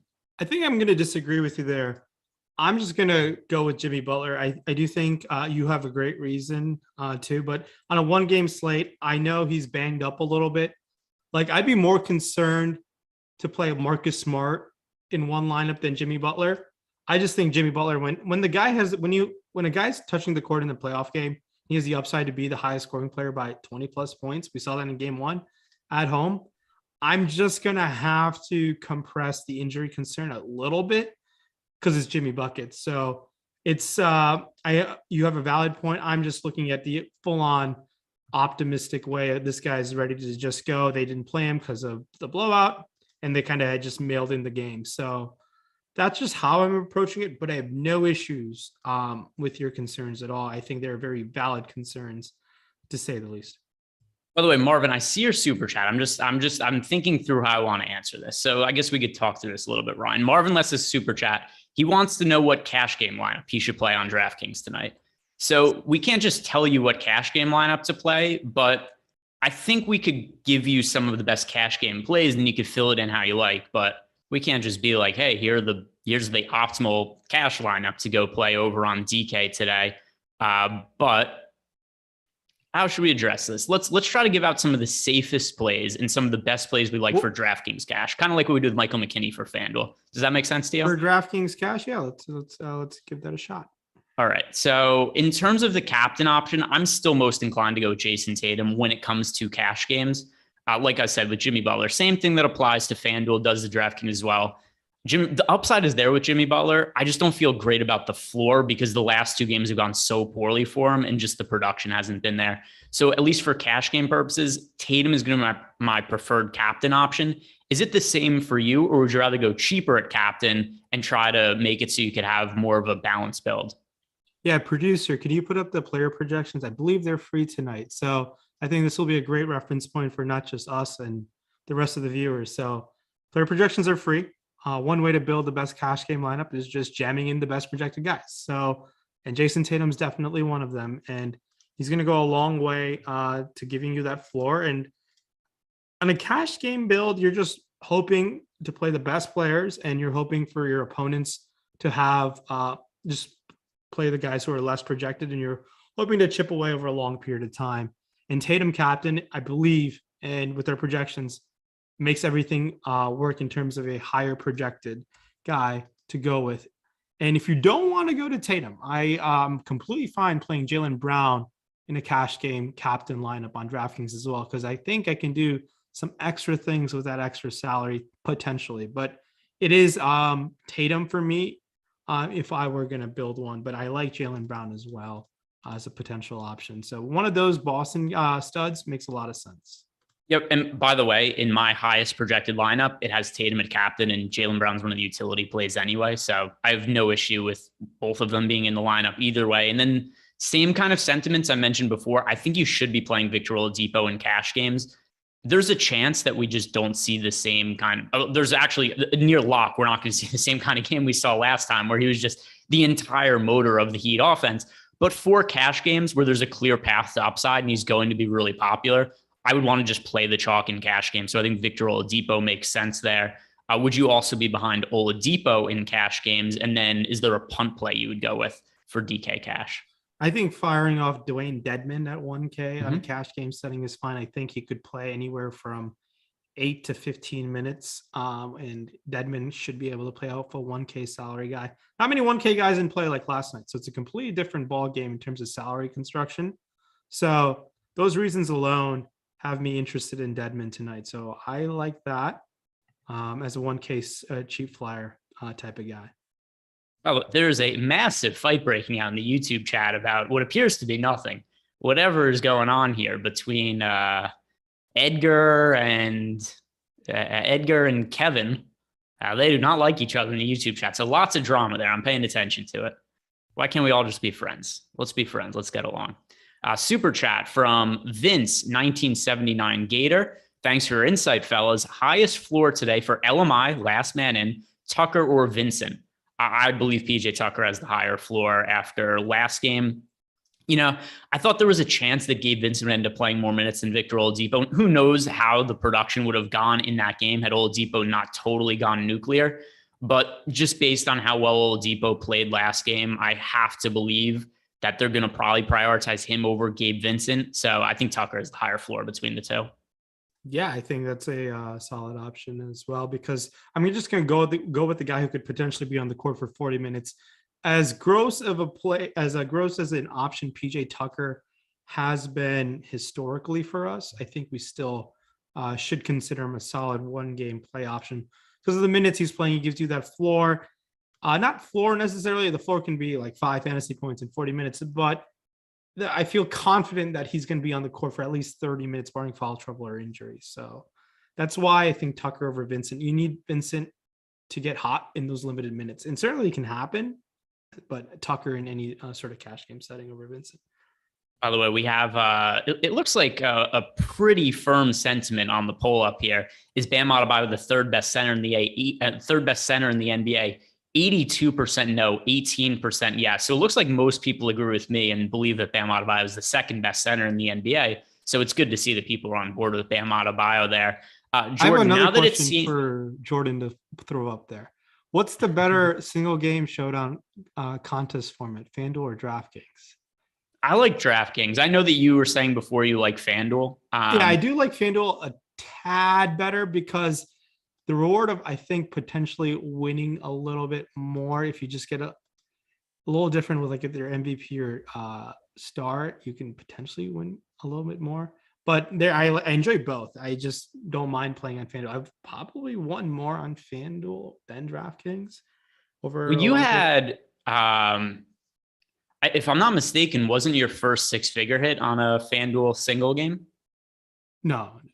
Oh, it's not. I thought it was on one of the. I mean, I have pulled that off on a FanDuel single game, but it was not my first. Oh, okay. I'm misremembering them, but I do remember. I definitely remember. It was either in a conference finals the game one of the NBA Finals. Okay, yeah, I knew it was. Ironically enough, I've the last 3 game one of the finals I've pulled off. Some nice. I'm hoping for a 4-peat, so it'd be nice. Does that mean that we're going to have to? So let's say there's another incident where Eric is accidentally naked on camera again. He gets suspended again. Would you be willing to come on to the show for game one of the finals to see if you could do it again? I have never been on the game one of the finals. I've been immediately asked to come on game 2. So maybe that's what's going to end up happening. Hopefully that'd be nice, but fingers crossed. So what would be your argument for FanDuel? I'll tell you my argument for DK. I just like that there's the salary multiplier for the captain spot. And I think that creates more differentiation and more decision points. Wow. This is a landslide. I think it's an easier game to solve. I think it's obviously less variables. So if it's easier, I think I have my chances of potentially getting a little different and getting rewarded greater than the field more often than I do on DraftKings. I would love DraftKings to, let's say, have like we have a 1.5 captain spot. I would love like a 1.25 vice captain spot. That would be an amazing change to their showdown format.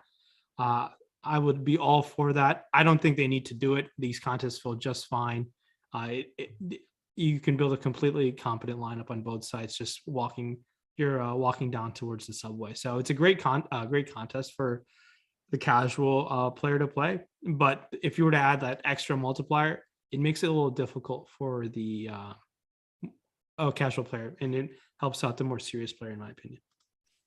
Yeah, I would like to see the multiplier on FanDuel, and then I would really like it if they had the different multipliers. You would like the salary multiplier? Yeah, the salary multiplier, because I don't want it to be a case where every time you play on FanDuel, where it's just like, hey, the odds of Luka being the highest scoring player on the slate are overwhelmingly the highest. It sets up too many slates where there's a massive amount of ties for first. Yeah. So, regardless, in a 1-game set, you're going to get dupes, and you're hoping though throughout the season you get 1 or 2 solos, getting a little bit off the wall. The 1-game slate is where you kind of want to get off the wall, not too off the wall, but off the wall enough where the upside is still prevalent. Yeah, and by the way, very important that we address this again, because Exit Screaming is saying, why was Eric naked? That's just bizarre. I don't know, but that's why we had to give him a couple of days off. He's going to regroup. He's going to figure out where he went wrong, and I'm sure the next time we see him, he'll have clothes on and he'll be back with it. But here's I think a good question for you. While we're in these single game slates, we've got the NBA Finals coming up a little bit.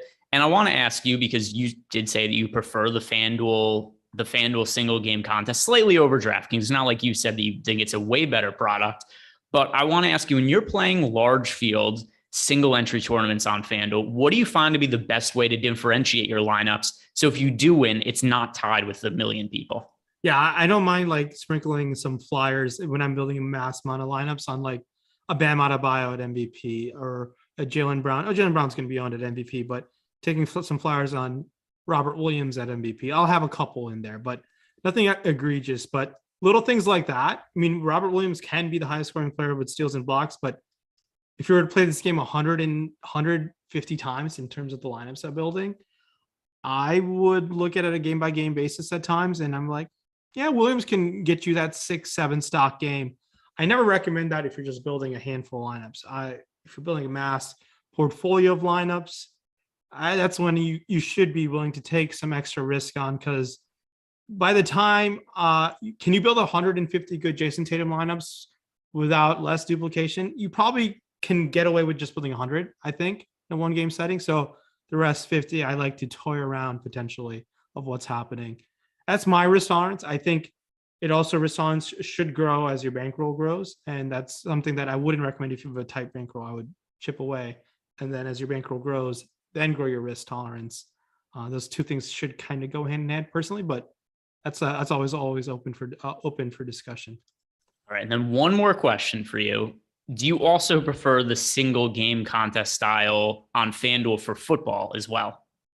Yeah, I've done well on that as well. I've done much better on the FanDuel single game than the DraftKings showdown. I don't know why. Maybe it's variance, but maybe you ask me next season. I like DraftKings single game better. Who knows? But historically, it just seems like I've done better comparatively to the other sites. But that can easily change by the end of the night. So who knows? Yeah.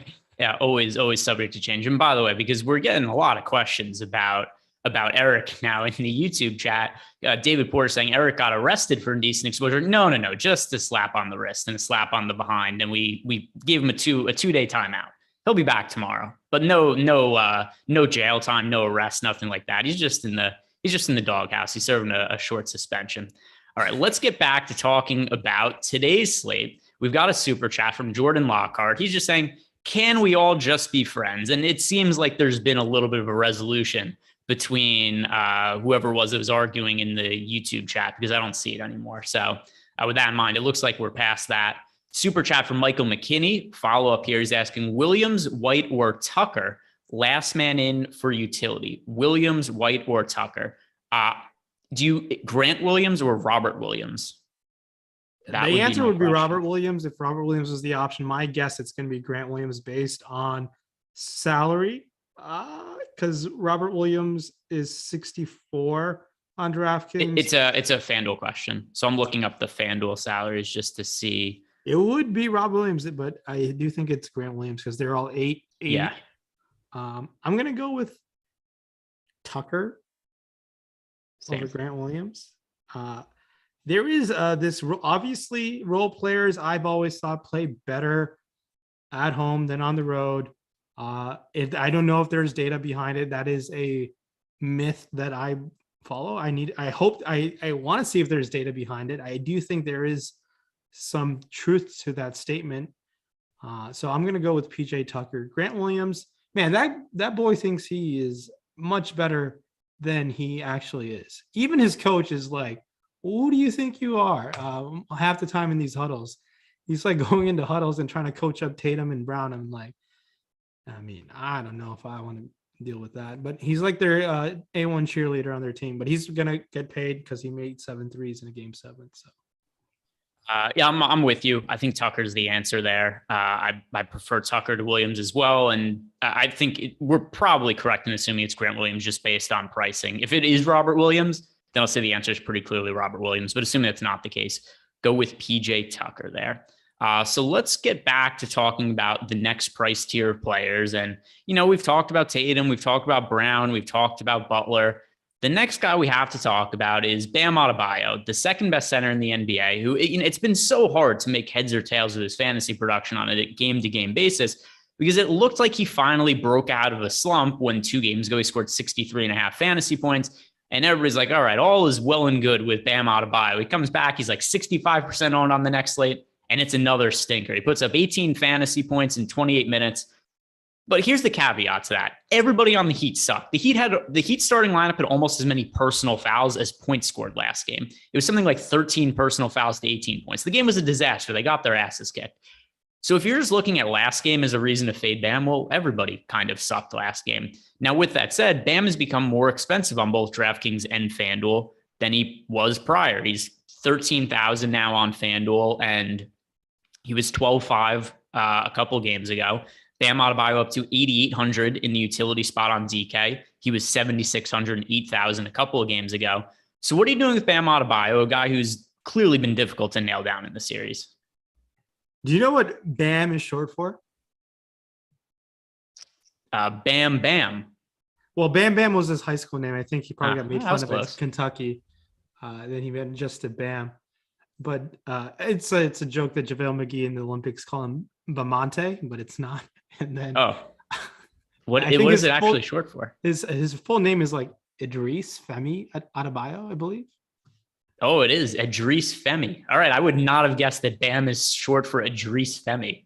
You could give me it's a funny million clip. guesses and I wouldn't have gotten Funny that. clip from the Olympics. JaVale McGee just clowned him. I like Bam just because I think the ownership might be a little bit lower, and I'm gonna like players who have the opportunity to be the highest scoring player on the slate and just simply put together on any one game slate, and Bam has that within him. So it's something maybe building a tool later on of just like showing. Maybe we have in our NBA projections tool. I know in NFL we show like top scorer chances. I believe at one point we were trying to build that for NBA Showdown as well. So that's something that maybe we have to do in the works in the off season, but just showing top scoring percentage chances for these players, it's pretty helpful. And Bam has that within him. So I like Bam. And if you want to get above the field on him, I'm all for it. He's a fine captain option as well for those reasons that I just specified. So makes for a solid option. Yeah. By the way, I mean, I know that's not related to this, but I really do love that I love using that for building my showdown lineups for football. I do find it really helpful to try to figure out like, all right, which players have upside, what are their percent chances of being the highest scoring player and all that. And by the way, if you guys want access to all of the tools we have at Awesemo, which will include our player projections, ownership projections, not just for basketball, but baseball and basically every other sport that's going on right now, you could sign up using the promo code NBA Live if you're signing up for the first time, and you get 50% off your first month of Awesemo Plus Platinum. Really good way to get access to our tools and kind of see what some of the stuff is that we're working with. And you know what I think a good chance that'll happen is that you'll win money, and then the subscription will pay for itself in the subsequent months after that. So stop guessing, start winning, join Awesemo Plus today. Getting past Bam now because we got a public service announcement. Do we? From Jordan Lockhart, $100. We do have a public service announcement from Jordan Lockhart. It's a super chat. He's saying, Awesemo is a great community. If you're going to come in with negative energy, then just leave. Otherwise, let's all appreciate the content and wish lots of wins on everybody. Let's get the money. I could get behind that. I could get behind that. I missed this little YouTube chat kerfuffle. I want to, what happened? Jordan Klein, have you been monitoring this situation? You have not. Damn it, Jordan! You had one job. You had one job. To be honest, he's got half a job because even before, I don't know if you realize he was gone for like 10 minutes. I think he was taking a shit before. So I mean, if while you're doing your job, you just get up and go to the bathroom for a while and nobody notices, you know how difficult could his job be? I could do that. Do you eat, Jordan? Do you eat snacks during the show too? Oh wow, Odell Beckham just peeked behind his kitchen. Oh, does he have people there? Do you got people over again? He's always got that. Actually, if I'm not mistaken, wait, when Eric was naked, he wasn't at your apartment, was he, Jordan? No, he was when we had not, to suspend him? No. All right. I'm just trying to draw some conclusions here. All right, get back on with your job there, Jordan. But let's get back to talking about this basketball game, these single game contests. And let's hit on the next pricing tier of players, because I think this is where things kind of get interesting between Al Horford and Marcus Smart, because there's different kind of injury scenarios with both these guys. For Al Horford, it's not him individually, but the fact that he's been better over the course of the season when Robert Williams is off the court. Robert Williams is back today. We don't know exactly how healthy he is. Marcus Smart, he missed last game with that ankle injury, so we don't know how healthy he is because that injury was fairly horrific looking when it happened with him. So how are you going to handle guys like Marcus Smart and Al Horford in like that upper mid tier of the pricing range? So I'm a little bit concerned with Marcus Smart coming back from a pretty serious ankle injury. I think in the regular season, this guy doesn't play, but I think he's obviously good to go to play it to a certain extent. I don't know if we got any coach notes from Ime Udoka about if he's like no minutes limit. So I'm slightly concerned with Marcus Smart, but he makes for a fine option to go to in terms of if he's going to play. I think I'd prefer to just play Al Horford. I feel a little bit more confident with the minutes compared to Marcus Smart. And can you remind me who the third option you were comparing him with was? Oh, I was just doing Horford and Smart because they're kind of priced similarly. I'm kind of trying to group guys by the same price range. And I just assume that that's going to be a decision point a lot of people have to make where, if they're building a lineup on DraftKings and they have like $8,200 left over, if they're building a lineup on FanDuel and they have that 12,000-ish range left over, I think a lot of people are just going to be making that decision point of whether to go to Al Horford or Marcus Smart. And I slightly feel better about Al Horford. The health of Marcus Smart, it's so hard to know right now because, like I said before, the injury was so bad looking when it happened, and he was able to return to the game, which there was probably a lot of adrenaline involved with that, and he played fairly well, but he did seem to be limping towards the end, and he wasn't able to play. So the next game, so I think the ankle probably swelled up on him pretty good. I just feel better about the security of Al Horford there. And then also we don't know how healthy Robert Williams is.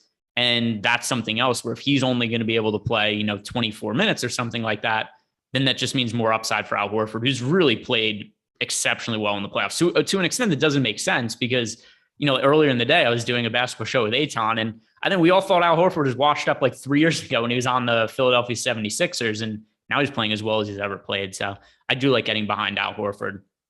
Now we've got a bunch. How much this will continue when players just take like a kind of season off. Horford did it last year with the Thunder. John Wall is doing it this year with the Rockets, to just kind of give them like that whole load management year off and just come back healthy for meaningful games down the stretch. We might see it more often. I wonder who's next. I'm just generally curious who's going to be that next player that does that. Yeah. John Wall's a possibility. Because he didn't play at all this year, and injuries have always been an issue for him. Now, with that said, John Wall didn't play particularly well last year when we saw him out there. He wasn't terrible, but he wasn't great either. Who knows? Maybe it's Oladipo. After Oladipo's resurgence in the playoffs, maybe all the time off with Oladipo, maybe he stays healthy, looks good for next year. But I do want to know how you're going to view Oladipo in tournaments today, because I talked about the merits of in cash games, where I think just based on his cheapish price, the upside and the fact that I expect him to be really popular, he makes sense as a cash game play. But what are you going to be doing with him in tournaments where I assume a lot of people want to get to him due to some recency bias? Less inclined to go there in significant fashion, just because everyone was glued in and just watched Oladipo show himself a pacer, Oladipo. I don't think that's sustainable. 6 of 14. Does he get? I'll take the under on 14 shot attempts this game around. He certainly could. Those minutes were all the way up to 30. I don't think they're 30. I think they're more like 24 to 20 in a close game potentially.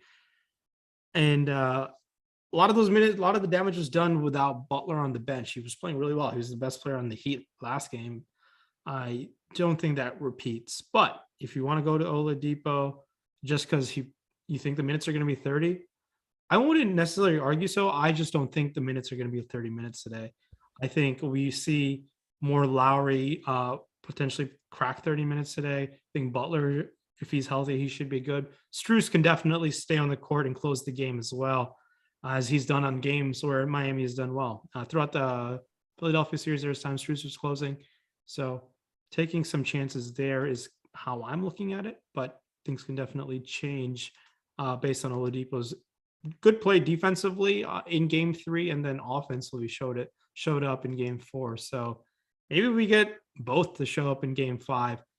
I think the field will get there in in kind of higher fashion than we're expecting. So just want to be a little cautious with a guy like Oladipo. If I can get rewarded to making some pivots off of him, I think I'll do so. I agree with you. I think Lowry's a really good pivot off of Oladipo. And I know that right now we have them projected for similar ownership, but this is one of those scenarios where it is so hard to do like a mathematical calculation for ownership when there's going to be a human element and a recency bias and a non-mathematical factor here where people are just going to say, I want to play Oladipo, because we already know people love Oladipo. If I say anything negative about Oladipo, people get so upset in the chat, and I like Oladipo as well. So I don't really want to make it seem like I'm bashing him at all, but we've just seen in these spots where he has really good games, he goes really, really overowned in the next spot. So I wouldn't be stunned if we see Oladipo like 40% ownership today on DraftKings and FanDuel. That would make me a little more inclined to get to Lowry at a similar price point as a pivot option. So I feel like we kind of view that the same way when it comes to Oladipo. It's hard to know what that ownership is going to be. I'm inclined to think that he's also going to end up being fairly popular. Some super chats to get to here. Where'd they go? Okay, so there's the one from Jordan Lockhart. Then scroll down. Jordan, weren't there a couple more super chats? Here they are. All right, I found it. We've got a super chat here from our guy, Picasso TV, LMI, which is short for Last Man In. Would you rather go Duncan Robinson or Cody Martin's brother? Oh. Caleb Martin, he means. I prefer Caleb Martin today, personally. Yeah, I think I'm going to need the savings and go to Caleb Martin. But I do think if I was building, 20 lineups, I do think I fall on a few Duncan Robinson lineups. Caleb Martin probably falls in maybe 3 or 4 in 20 lineups just because of the $1,800 price. And there could be him getting some of Oladipo's minutes in this game, changing his range of outcomes by a tad. But that's just another way of Caleb Martin getting there at that price tag. So, and price does matter at 1,800.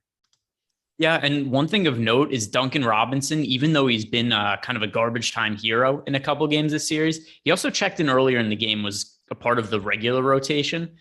So I do think both of them are viable plays today for salary savings, but I prefer Caleb Martin. I get more exposure to him. Super chat here from Corey Bomber. Favorite play between 54 and 4,400 on DraftKings. So let's see which players that encompasses. Between 54 and 4,400. So that is Peyton Pritchard, Grant Williams, Derek White, PJ Tucker, and Gabe Vincent. Of those guys, for me, I like PJ Tucker the best. One game slates, you gotta love him. Just touting up PJ Tucker, just stroke. This is a terrible price. The terrible price range for today. Yeah, I mean, it makes the game more fun when pricing is a little bit tight. So I think it makes it potentially, if you're building many lineups, to get a little unique. So I don't mind it, but it's frustrating if you're building a handful. And as gross as it sounds, I'm kind of with you. I'm going to go with PJ Tucker. But if Grant Williams puts on the Game 7 performance as he did in the Garden, I think a couple weeks ago, I'd be worried because I wouldn't play much Grant Williams. I just think Tucker, got to like his minutes of potentially playing 30 plus. He's also coming back. He's also dealing with some sort of injury as well, but hopefully he just gets physical and gets those rebound steals and maybe knocks on a couple of those corner threes and chips away for him to get there. So Tucker for me. You mentioned players dealing with an injury. So these are the players that were on the injury report today. By the way, players that were playing that are on the injury report today. So I'll exclude the Tyler Heroes of the world because he's out, so he's not playing. But of the guys that are active today, Jason Tatum was on the injury report, Marcus Smart, Kyle Lowry, Robert Williams, PJ Tucker, Max Strus, and Gabe Vincent. That doesn't even include Jimmy Butler, who's been dealing with his knee injury, and then Bam Adebayo, who's been dealing with playing like shit. Not really an injury, but just frustrating for me all the same. But yeah, I mean, there's a lot of guys that seem to be a little bit banged up at this point in the season. Let's see. What have we not talked about yet in terms of the pricing range? So we've hit on we haven't talked about Robert Williams yet. And I want to know what you think we're going to be looking at for Robert Williams from a minutes perspective, because another one, super difficult to nail down. He's looked really good when he's been on the court in the playoffs, but he's constantly had issues with his knee flaring up. He's always on the injury report. And I really don't think the Celtics know whether he's going to be playing on any given day until the afternoon and seeing how he feels. And there's just sometimes like, hey, Robert Williams doesn't have it today. We're not going to play him, but we'll see him play 28 minutes. The next game he plays 19. So the minutes are all over the place. When he's on the court, he's an excellent permanent fantasy producer. How do you like his upside in tournaments today? I like Rob Williams tonight. I think taking some chances on him, even in the captain spot, isn't all that terrible. He has the capabilities of being a top 2 scorer on the slate. So I like that. I like Rob Williams tonight. And he put on a great show in game 1 in 28 minutes. Maybe I see those minutes going up to 25, 26 tonight. I like Rob Williams. Now, talking about Rob Williams, I do want to ask you, do you think this is the end of Dan Tice in the rotation? Yes. We've seen this pretty consistently. When Robert Williams and Al Horford are both active, there just isn't a role for Daniel Tice. He's fairly regularly been a DNP coach's decision in these scenarios in the playoffs. So he has, let's see, looking at his game log, we saw Daniel Tice last game actually, I can't even say totally out of the rotation because he's played garbage time in some of these games. But by and large part, when everybody's active for the Celtics, there are no minutes for Daniel Tice. So I don't have him projected to be in the rotation today. I gave him 0 minutes. Do you think that's reasonable? Yeah, I think that's completely fine. The only reason why I think he's in consideration is on DraftKings because of that price point of $1,000. So yeah. No, that's I mean, $1,000. You can never go wrong with that, but I don't think he's going to be in the rotation today. So you never know. Maybe there's going to be garbage time where a team ends up blowing out another team. There's been garbage time in every game. There's garbage time in every game. Every game's a blowout. It's hard to predict. So, I mean, that is something that's been a little tricky when it comes to betting these games, when it comes to building DFS lineups, because there's no sure thing. But you know, it is a sure thing, Ryan. Free money. And that's what we have over at BetMGM. Because if you sign up for the first time using the promo code LBLBets, here's what you do. You bet $10 on any NBA money line today, and you'll get $200 for free as soon as any team hits a three-pointer in that game. So like I said, sports betting, it could be difficult sometimes. DFS, when there's blowouts, it could be difficult to predict that. $200 for free. That is not difficult to predict. That's money in your pocket. So take advantage of this offer while it still lasts. Sign up at BetMGM for the first time using the promo code LBLBets, or you could click on the link in the video description below. Did we get any more super chats? No, we have not. So one thing that I want to hit on here before we talk about our favorite captain and MVP plays is who you're looking to punt with today. Across DraftKings and FanDuel, we have, Dwayne Dedmon is really cheap. Caleb Martin is really cheap. Who's the priority for you to save money with? I think it's going to be Dedmon just because I like targeting a big who's at 1K or a guy who's like a usage heavy ball handler. And the only guys who are available at 1K at that price tag is just Dedmon. So I think it's going to be Dedmon for me. If you want to take a flyer and spend $1,800 more to Caleb Martin, that's completely fine, but nothing that I'm aggressively trying to do. But I think Dedmon for me looks like a fine punt. How can Dedmon get there? Bam, foul trouble, bam, injury. Garbage time. Yeah. Garbage time's been going to Dedmon's gets the first couple, and then Yurt gets the rest. But yeah, I think you bring up a solid point there with garbage time as well. Yeah. So in my lineups, I kind of alternated Caleb Martin and Dwayne Dedmon. I think there's opportunity for Caleb Martin as well with Tyler Hero out again. And another thing too is I think Caleb Martin could serve as a potential pivot off of Victor Oladipo, because there's certainly a possibility that Caleb Martin comes off the bench, plays fairly well. And then not to say he would play over Victor Oladipo, but there's a chance that Oladipo plays a couple less minutes this game. Maybe we get a couple more out of Caleb Martin. And it's kind of easy to overlook the fact that Caleb Martin played 25 minutes last game. So I know some of it was garbage time, but it's not like he was an insignificant piece of the rotation. So I do feel fairly good about Caleb Martin as a value play, but I think him and Dedmon both make sense on FanDuel and DraftKings. Caleb Martin particularly there with Tyler Hero out, and then Dwayne Dedmon just being a big man who's cheap and is a decent points per minute fantasy producer. But let's start talking about our favorite captain and MVP options. So starting over on FanDuel, we've talked already about the merits of Jason Tatum and Jimmy Butler in terms of payoff options, some of the upside, some of the risks involved with it. If you're trying to differentiate on FanDuel at the MVP spot, who would you be going to? Probably Jaylen Brown. I think Jaylen Brown would be the guy who I'm going to. Boston is favored in this game. If Tatum's not doing the damage, it's going to be one of the other guys, either Brown or Horford. It would be the other guys. Marcus Smart coming back from injury concerns me a little bit. So it's got to be Jaylen Brown for me. Yeah, I don't mind Jaylen Brown. As much as this will upset people, I don't mind getting behind Bam Adebayo either, just in the interest of really differentiating. And I know people say, oh, Bam sucks. He's not the third best center in the NBA, unlike what Josh Engleman told us. But when it comes to Bam Adebayo, we've seen upside. He scored over 60 fantasy points 2 games ago, and he was the highest scorer in that game.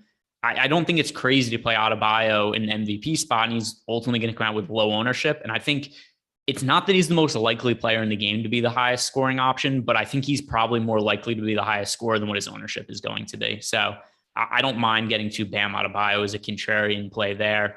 Getting over to DraftKings now, where I do think there's more potential options at the captain spot than there are over at FanDuel in the MVP spot, just because of the salary multiplier. So 2 questions. Number one, if you're paying up for somebody, who would you go to at the captain spot on DraftKings? And then after, I'm going to ask you, if you're paying down at captain and saving salary, who would you go with? Paying up, gonna be Brown. Paying down, it's gonna be Kyle Lowry for me. I like going down to Kyle Lowry. I think Kyle Lowry has it in his bag to put up, I don't know, 40 plus fantasy points. So I don't mind Kyle Lowry. And this kind of scares me. I haven't mentioned Jason Tatum that much on the show, period. And I think I might be a tad under on Jason Tatum on captain ownership. It's one simple way to just get instantly different is fading the optimal captain from the previous game in this series. And Tatum was very efficient in 28 minutes of play. I think he put up 50 fantasy points. That rate is not sustainable, but then again, Jason Tatum has it in his bag to be the highest scoring player. And there are a bunch of great lineups that you can play Tatum at captain. I think your chances of getting duplicated are much higher with the Tatum captain lineup than, let's say, a Jaylen Brown captain lineup. Yep. And I think their ceilings in this series kind of similar because of the way Miami draws up their defensive scheme. So we've got a super chat to get to. Ron, did you have some tennis success today? Because we've got a super chat from Toma. Rinpack in tennis today. GOAT is beating us left and right. What happened in tennis? Oh, je parle français. I won. So I was very nice. Look at that. He learned how to speak French. I took 7 years of French. So I haven't used it once in France, but I've definitely used it once or twice intoxicated. So definitely think I probably should have taken Spanish, but I got lucky. Everyone should check out the projections by the hottest DFS player on the planet, in Sean Zahn. He is the brain trust behind the tennis projections at the moment. And check them out. I use them. And much to my success today, credit goes to those projections. You see Sean's betting win yesterday. Did you see his DFS win yesterday? I think the betting win was more impressive. He had a round robin with strikeout props that won $165,000 yesterday on FanDuel. I think you add 50 to that, and I think that was his DFS total winnings. All right. So it seems like it was an okay day yesterday for Sean Zahn then. Yeah, he's pulling generational wealth in one night. So kudos to Sean Zahn. May the heater never end. Awesome brain behind DFS. And for a very long time, he has been killing the scene, and good for him. And he's the brain trust behind a lot of our tools here. So definitely do not want to miss out on those tools, everybody. So highly recommend to check those out. So we're approaching lock, but guys, do not go anywhere because Ryan and I are going to be sticking around for the next 30 minutes. We're going to be sweating the game. We'll be talking about whatever else comes up. But if you are leaving, which you shouldn't do, like the video and subscribe to the YouTube channel on the way out. It would be much appreciated. And very importantly, the 2 things that we need to know before we get into lock here: who's winning the game and what time is the game tipping off today? Man, everyone's riding the Celtics dick tonight. So I'm going to go the other way. I'm going to go Miami Heat. I'm going to go with the Heat. They're at home. Maybe Jason Tatum hit up 11. You never know. Jason Tatum has been clubbing since he was 15 years old with Bradley Beal. So it's a true story. Jason Tatum definitely knows how to party, as much people would be shocked. But I like the Heat. I think Heat are getting 3 points at home, right? 3.5. The Heat. So let's see if the line is moved now. That's how Deuce was made. Yeah, so it is. It is. Yo, Deuce doesn't even like Grant Williams. There was this meme where Deuce didn't dap up Grant. He dapped up the rest of the team. And Jason Tatum didn't even offer to dap up Grant. So if you want to build into conspiracies, I don't think even Tatum fucks with Grant Williams either. So. Yeah. So first of all, Deuce, the Prince of Boston, they love him there. And they kind of shades of, do you remember when, by the way, Otto Porter officially listed questionable for tomorrow. What is Steph's oldest daughter's name? Is that Riley? Yeah, Riley. Yeah. Remember when she was doing the press conferences and stuff and everybody really liked her? Mm-hmm. That was a kind of similar shades where we've got Deuce is quickly becoming a mascot of the Boston Celtics. Fan favorite over there. It's gone. Yeah. I think Chris Paul's kid was obviously in the early 2010s. Was on the press conference. He had the mean face with Blake, and then Riley had I feel blessed comment in the 15 finals, and Deuce is next. That's the throne. They're passing up the throne. That's ridiculous. Why I know these random post game comments by kids, but those were what went viral. It would be cool if some of these kids make the NBA one day. I mean, Steph Curry did. Yeah, I mean, yes, Steph Curry. He was kind of that kid. There was videos. Obviously, this was before my time, our time. I don't really remember it, but you look back, you see those on the NBA account. They come up from time to time where you'll see Steph Curry with Del Curry warming up and shooting contests, playing horse with players and whatnot. So yeah, who knows? Maybe we'll get another generation. Maybe we'll get Cannon Curry in the NBA. Get a third generation. Yeah, no, I mean, that's awesome. That's cool to see the heir apparent just like take over the league. I bet that's pretty cool to see. So for me personally, is your kid going to take over NBA Live before lock 25 years from now? It depends if my child has the same need for attention and approval of strangers as I do. Okay. So I would hope not. I guarantee you Jordan Klein's kid is going to be a producer then. So I guarantee you that. Jordan, what do you aspire for your unborn children? I aspire for them to win $1 million playing DFS. Okay, those are some high hopes. Solid aspirations, I feel. Yeah. Have them talk to Uncle Rayen and get some tips. Have them hand build some lineups with them when they're like starting at 4 years old. Learn the ropes. It's not like it's that's how you know who's going to be the best sports bettor in the future. I'm telling you, Aton's kid with 3-point props is going to kill the game. That kid is going to be turning ROIs like nobody's business. Yeah, he's gonna have those 3+ props ready to go right off birth. He's gonna know his first word is gonna be parlay. So the first word spoken is parlay. Parlay and voluminous shooting. Did you see the picture that he posted today? I really liked it a lot. Yes, I did. They were both. Yeah, I thought it was very. One was on the kid's laptop and one was on the Mac. Yeah, that was hilarious. Yeah, it was his kid emulating him on the little toy computer. I thought that was very. I hope very it got cute, engagement. Funny. I hope it got engagement because that was a good content. Yeah, it was. I don't think it got censored at all. I liked it. It showed up on my Twitter feed, so I thought that was good. I liked that picture quite a bit. Let's see now. Game tip off yet? And what channel are we on today? TNT or ESPN? ESPN. I have a question. So these commentators have been going back and forth about which broadcast crew would win. Mike Breen, Jeff Van Gundy, Mark Jackson, Lisa Salters versus Stan Van Gundy, Kevin Harlan, Reggie Miller, and Ali LaForce. Who would you put your money on? Win at what though? Like, are they fighting? 4-on-4 basketball game.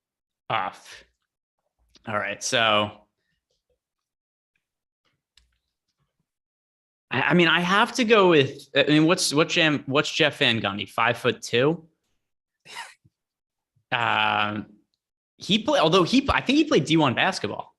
Yeah, Jeff Van Gundy was very. No, Stan Van Gundy was the one who played D1 basketball. I thought Jeff did too. Let's look this up. Jeff Van Gundy, college basketball. All right, Jeff Van Gundy. Did he play college basketball? It looks like Beetlejuice, by the way. Jeff Van Gundy. All right, Jeff Van Gundy, college coaching career. He went to Yale. Not that. Did he play basketball there? As a high school point guard, Van Gundy was a 2-time All-Greater Rochester selection, 1979 and 1980, leading Brockport Central to the Class AA finals. He continued his basketball career at Nazareth College, where he earned All-American honors. I'm going with Stan. I think Stan backs Jeff down in the post, and he can't do anything about it. Yeah, I still think Reggie Miller could shoot from 3. Oh, I didn't realize Reggie Miller's involved in this. Yeah, I missed the. So read me. Okay, read me the combos one more time. So TNT has Reggie, Kevin Harlan, Stan Van Gundy, and then your sideline reporter is Ali LaForce, who also played D1 basketball. Okay. ESPN has Mike Breen, Jeff Van Gundy, Mark Jackson, and Lisa Salters. Okay. So it has to be the Reggie Miller combination, especially because I think Mark Jackson coming with dumb strategies too. Did you hear him the other day on the broadcast of 2 days ago? He was like, oh, credit to the Celtics for still playing Al Horford, because after how he played last game, I would have benched him if I was the coach. I'm like, oh, well, that's why he's not a coach in the NBA anymore. Were you listening to the broadcast when he said that? Say that again? During the broadcast the other day, Mark Jackson was announcing for the game 4, Celtics tied the series. Al Horford had a really good first quarter, and Mark Jackson had said credit to Ime Udoka and the Celtics for rolling Al Horford out there again, because he said if he was the coach, considering how poorly Al Horford played the game before, he would have benched him for that game. Oh, jeez. Yeah. So I think your audio just cut out, Ryan. Or is that a me issue? Jordan, is this a me issue or a Ryan issue? Oh, okay. So it seems like Ryan's frozen, but whatever. I could, whatever it is. So if Ryan comes back, cool. If not, I'll just man this solo right now. We're both frozen? Can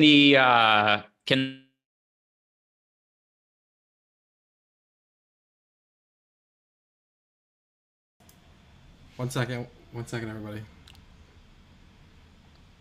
Oh, is this a Jordan issue?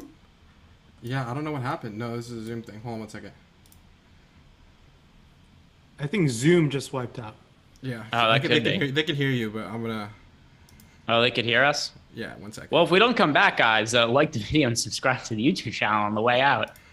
Oh my God, my frozen face is. 1 second. Yeah. It's no good, the frozen face? Let's see. Let me see if I could pull up YouTube. Greg is gone, but I'm here, so. Yeah, I wonder. Let's see. Oh, your frozen face. That looks like the face I made when I saw Eric make it on the meeting the other day. There we go. We're good. By the way, Eric's going to be so confused when he comes back tomorrow.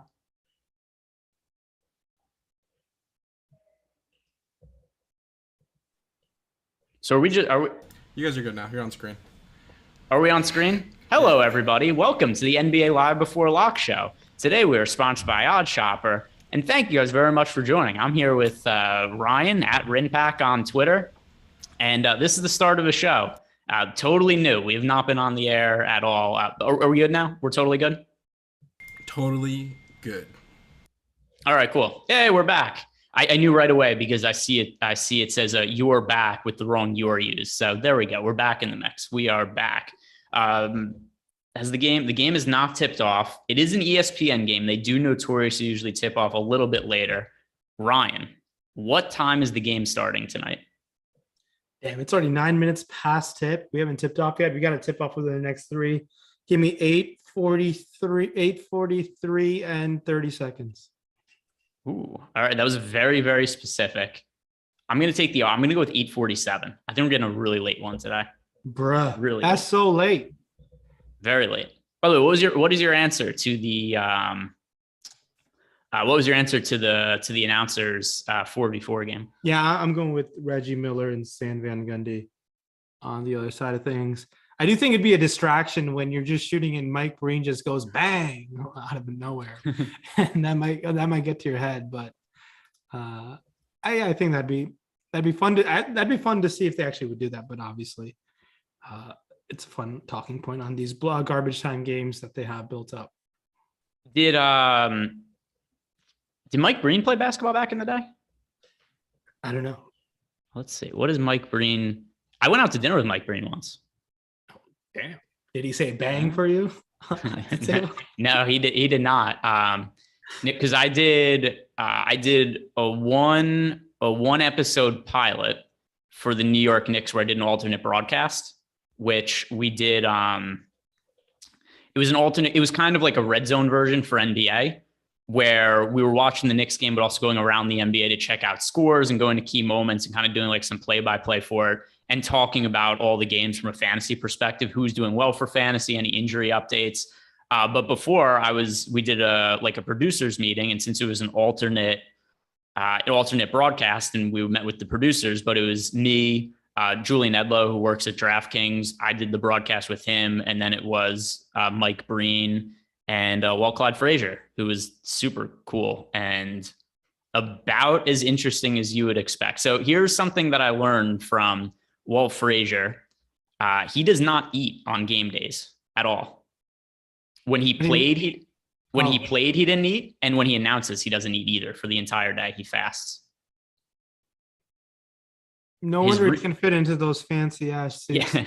His reasoning is so when he works, he wants to have the same mentality from when he was coming up, when he didn't have money for food. So he says that it helps him keep that same mindset and hunger, that he doesn't ever want to be comfortable. So whatever. I mean, to me, it's like you made millions of dollars. You could eat from time to time. And wait, so when you were having this dinner with Mike Breen, he just sat there and watched you guys eat? Yeah, Clyde just sat there and talked. And because that was the reason I knew too, because he had said that was the reason that he wasn't eating, because he doesn't eat on game days. He didn't eat when he played, and he doesn't eat when he does broadcasts. I'm not going to hate. What works, and you stick to what works for you. You ride it out. But damn, he just sat there and watched you two eat. That's just. Well, he talked. He talked. Okay. He talked. He told us why he wasn't eating, and then talked about his playing career and some other stuff. He was really nice. So was Mike Breen. I bet Mike Breen just seems like an overall good person. All right, so let's see. Did Mike Breen play basketball?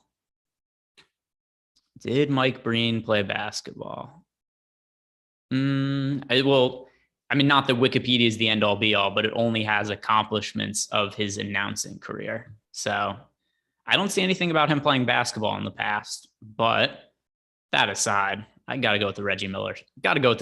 Side, because Reggie Miller, Mark Jackson, by the way, underrated basketball player. He was really good.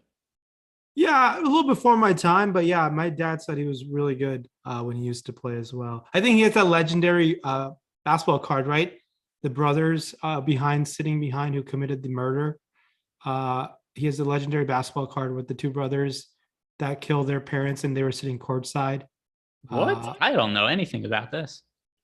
I chat will know what I'm talking about. Give chat like 15 seconds. They'll tell me the brothers' names. And there's like a legendary basketball card that they're sitting courtside the day of that they killed their parents, I believe. Mark Jackson has it now? Yeah, it's Mark Jackson, right, Jordan? So kids who, I'm just going to Google kids who killed their parents basketball card. Let's see what comes up. The Menendez brothers, Lyle and Eric Menendez. So here's the story. It's in the Washington Post. The headline is that the Menendez brothers in the background of an old Mark Jackson basketball card. Lyle and Eric Menendez killed their parents in their Beverly Hills mansion on August 20th, 1989. So before either of us were born, but weren't arrested until March 1990. In between, they went on a lavish spending spree. So yeah, they were sitting courtside at a game. They end up in the background of a Mark Jackson basketball card. There we go. Interesting. Yeah, that's why I had first heard. I had known Mark Jackson do games, and then over time I saw this like on Twitter somewhere. I was like, "Whoa, this is fascinating story that came together." Yeah, Mark Jackson, Reggie Miller, they were teammates in Indiana, right, for a brief period. Yeah, obviously because Reggie Miller played all his time at the Pacers. Yeah, so they were teammates there. Van Gundy coached Mark Jackson as a member of the Knicks. Is Mark Jackson a Hall of Famer? No, right? No. I mean, I wouldn't think the so. NBA, the Basketball Hall of Fame is not that hard to make, so I was curious. Yeah, but he's definitely not as a head coach. But do you remember one of the reasons Mark Jackson was fired from the Warriors was because he wanted to reduce the amount of threes Steph Curry was taking? Oh, I think there's another reason why. There was a lot of reasons, but there was basketball reasons as well. I'm sure. A lot of the players have said he deserves another coaching chance again. But they truly believe, like Andre Iguodala went on the Breakfast Club and said, if he didn't say that about, believe the one of the owners, he said something against. He had I think one of the slurs against the owners, part owners of the Warriors, and he let him go. So, hey, it worked out for the Warriors. I mean, they've just been in the finals every single year, pretty much. Yeah, I think Steve Kerr certainly turned out to be a good fit. But yeah, Mark Jackson, I don't think he was a good coach. I think there's been worse coaches in the NBA, but I think he kind of lived in the past just by certain stuff. Like that was the same thing that Phil Jackson said when he took over as the Knicks, is he was like, a team will never win the NBA championship shooting this many threes. He said that right before the Warriors run. So I think there are some guys who kind of get stuck in the past and just weren't really hip to the idea of 3 points are worth more than two. But anyway, Mark Jackson's playing career, he's not a Hall of Famer. He did make the NBA All-Star game in 1989. So a one-time All-Star. By the way, so he made the All-Star game the same year that basketball card with the Menendez brothers in the background. He was the NBA Rookie of the Year in 1988. So really strong start to his career. Wins the Rookie of the Year in 1988, makes the All-Star game in 1989. But it seems like those were the two best years of his career. Yeah. He's a fun announcer though. I like his sayings that he puts up on the fly. I think he's had some good, great quotes during the game. Do you enjoy the TNT broadcast crew or the ESPN broadcast crew?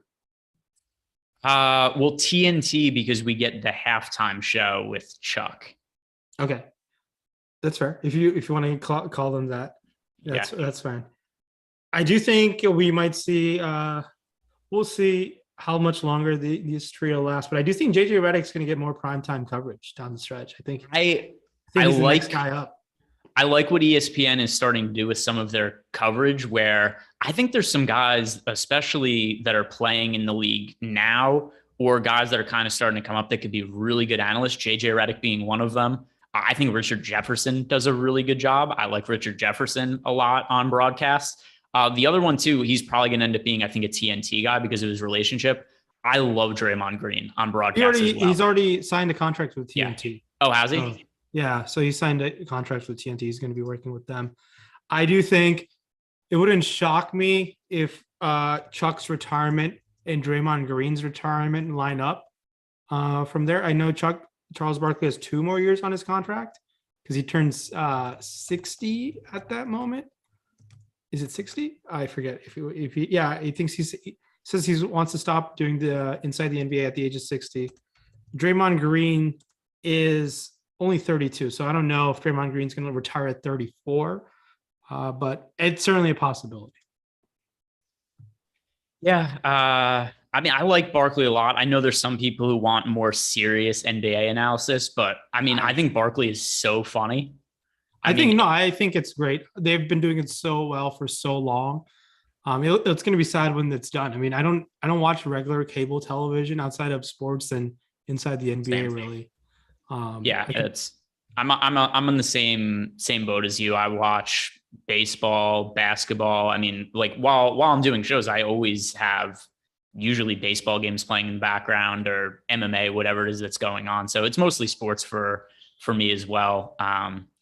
But I'm trying to think who else. What other current players do you think would make for really good either broadcasters or just somebody to be on the halftime show as an analyst?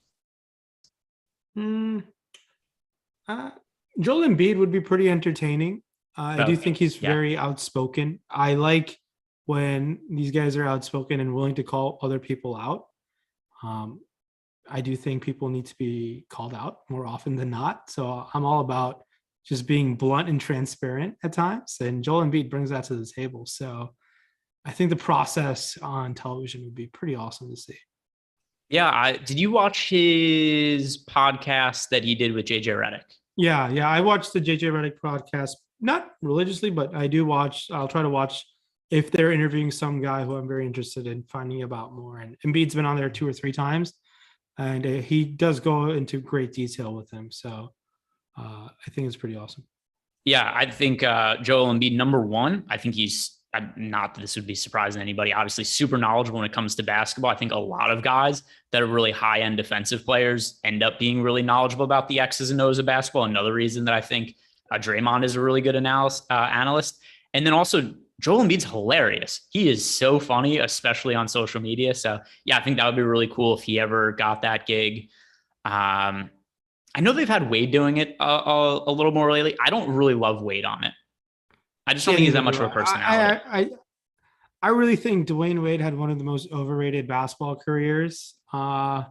He got lucky. He was boys with LeBron James. He got drafted by the Heat. Everything went right for him. Got lucky. No, just kidding. But I'm salty about D Wade because he kind of just ended the Pistons dynasty when I was a kid. And I was like, this scrub is just he's just a one-time wonder. And I was just completely wrong about him. Great two-way player, but I do think he got very lucky throughout his career. I mean, LeBron James just happens to be your homie and wants to come down to Miami. Let's say if Dwayne Wade is not in Miami, does this big three happen in Miami? Probably not, but a lot of things aligned up for him, for D Wade. So that's how I feel. A really good answer that we had in the YouTube chat. I love this answer. Anthony Edwards. Anthony Edwards is hilarious. I would be ecstatic to see Anthony Edwards doing halftime games. He is so funny. Did you ever see the thing where A-Rod bought the team? And by the way, people saying Giannis, like there's some clips where it's kind of like, oh, I can't deal with his corniness and dad jokes for an entire like 30-minute halftime show. Anthony Edwards, though, did you see when A-Rod first bought the team and they asked him about A-Rod, he was like, I don't know who this is. And he just the entire time he's pretending he's never heard of A-Rod. He doesn't know who he is. And then he found out he already knew. He brought up something with J-Lo and found out they had broke up. And then he was like, I don't know. I don't know if I could get behind this guy if he broke up with Jennifer Lopez. But anyway, Anthony Edwards is hilarious. So I think that he'd be a really good fit on the halftime show. I'm trying to think who else. By the way, I think I nailed the start time on the dot. It started at 8:47. Was that the time I said? I don't remember. I believe so. The game has started.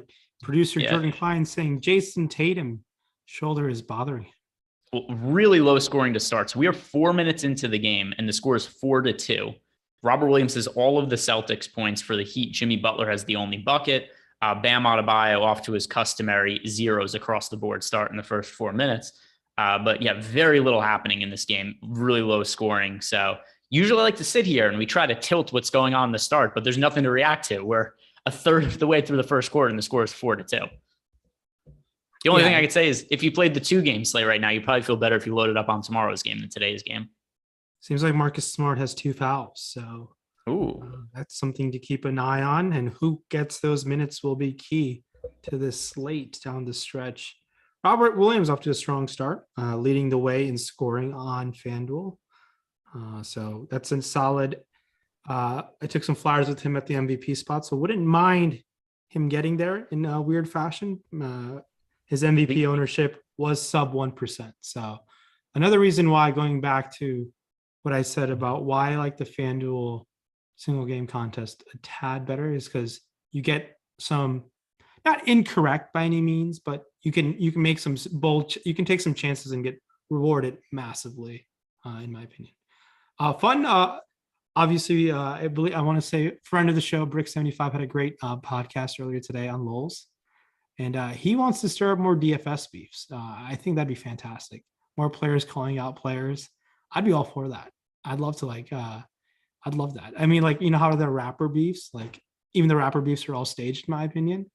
I think DFS beefs would be pretty fun. I want Adam to be calling out more players on social media. I want everyone to be just going for people's heads. Yeah. Oh, I mean, I've been there before. I've already reconciled with my number one enemy. I'm friends with Sal now. People know. People who watch know. I make fun of, the floor is yours. No. People know that fairly regularly. I make fun of Sal on this program. I make fun of him on Twitter, and he reached out to me and we buried the hatchet. So Sal, he follows me on Twitter, which, as far as I'm concerned, that is the ultimate okay with me. You follow me on Twitter, I can't be mad at you anymore. So I have buried the hatchet with Sal Vetcher. We are now cool. Are you guys going to collab on an engagement farming thread soon? Yeah, I mean, maybe I'll come out with the my top after surveying, after watching 90 hours of NBA footage. These are the top 58 takeaways you have for the NBA championship. Who knows? Maybe we'll collab on something like that. But yeah, as of right now, Sal and I, he was at one point my number one enemy, and I don't think he knew I existed. But now he knows what's going on, and we're friends now. Everything's cool. So I have to find some new enemies. I do think it'd be cool for sites to have like post-game conferences for post-slate conferences for players who win, and like talking about their win. and they're just like calling out other players. It'd be fun in the high stakes. Because like those are the most serious players. Like I want like the random beefs to just show up. Like I want everyone to be just calling out everyone. I want Alex to be calling out Big T. I want Big T to be calling out Alex. I want Brick to be calling out me. I want everyone to be just calling out each other. I think it'd be fun. Adding more drama to DFS would be great. And then we bring back DFS boxing. That was, I mean, those never work out, but we've always had these fake boxing matches that get set up. It's time to do it for real. I want to see blood. I want to see sweat. I'm not about violence. I'm not about violence. Oh yeah, I am. Weapons too. I think there's not enough talk about weapons in boxing matches. Oh no, I'm a brown man. I got to stand up for Mahatma Gandhi. He was an anti-violence guy. So the mace, you get the mace, the thing with the pointy sticks. Yeah, get some mace. Greg's got some interesting passion points. We'll get the mace. We could do lancing too. You get you ride on the horses with the swords, like the medieval festival, and we would ram into each other.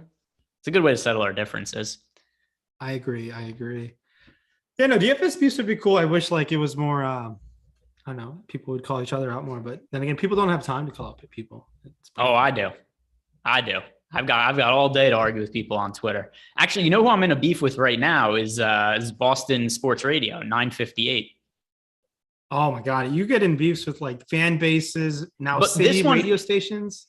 This one is justified though. And also this guy, who is it? Dan Lifshitz. Is that his name? He doesn't like me. He's DM'd me before.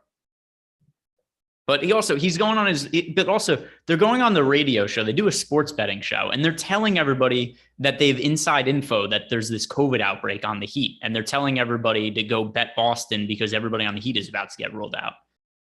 You shouldn't be giving out that kind of information to people. That was the thing I was talking about at the top of the show with the bad info. Top radio shows always just say something to do. Farm engagement on the phone lines. Here's the difference, though. Now we're in an age. This is also a sports betting program. We're in a day and age now where people are taking action on this information, and I just think that this is something that should be shored up when it comes to just giving out bad information that's pertaining to people placing bets. Yeah, did you see the guy who put 50 grand on the Dallas series line to come back 3-0 to win 1.5 million? I did not see that. He's looking okay so far. It's a ballsy play, man. I mean, that's like playing 100% Tony Snell at 10K. Well, that's like the other thing too is you would get better odds by doing each individual game and laddering it than just doing the series odds, most likely. If he took that money, he bet the money line for last game and then took all his winnings and bet the money line again on the game after, because that does a couple of things. Number one, I've looked at the odds. The odds end up being better if you do each game individually, but you also give yourself an opportunity where, let's say something crazy happens, the series gets tied at 3-3 and Luka gets hurt or something like that, then you're not committed to betting the final game of the series. Before we wrap up, I know you got significant Boston futures tickets. At any point, do you plan on cashing out or hedging? No. I mean, it depends on the odds, but most likely not. I've done a lot of thinking about it. So actually, here was one spot where I did, but it wasn't necessarily a hedge because I just thought it was a good value bet. But in the final game of the Celtics Bucks series, going into Game 7, I was concerned that Chris Middleton was going to come back, and I thought the line was about a point too high. So I did bet the Bucks in Game 7 on the spread, with also knowing that there was a chance that I could hit it both ways. I could have the Celtics advance and the Bucks could still cover the spread. It didn't end up coming through, but it wasn't as much a hedge. It was partially a hedge, but also just that I thought that I thought the line was a little off. Okay.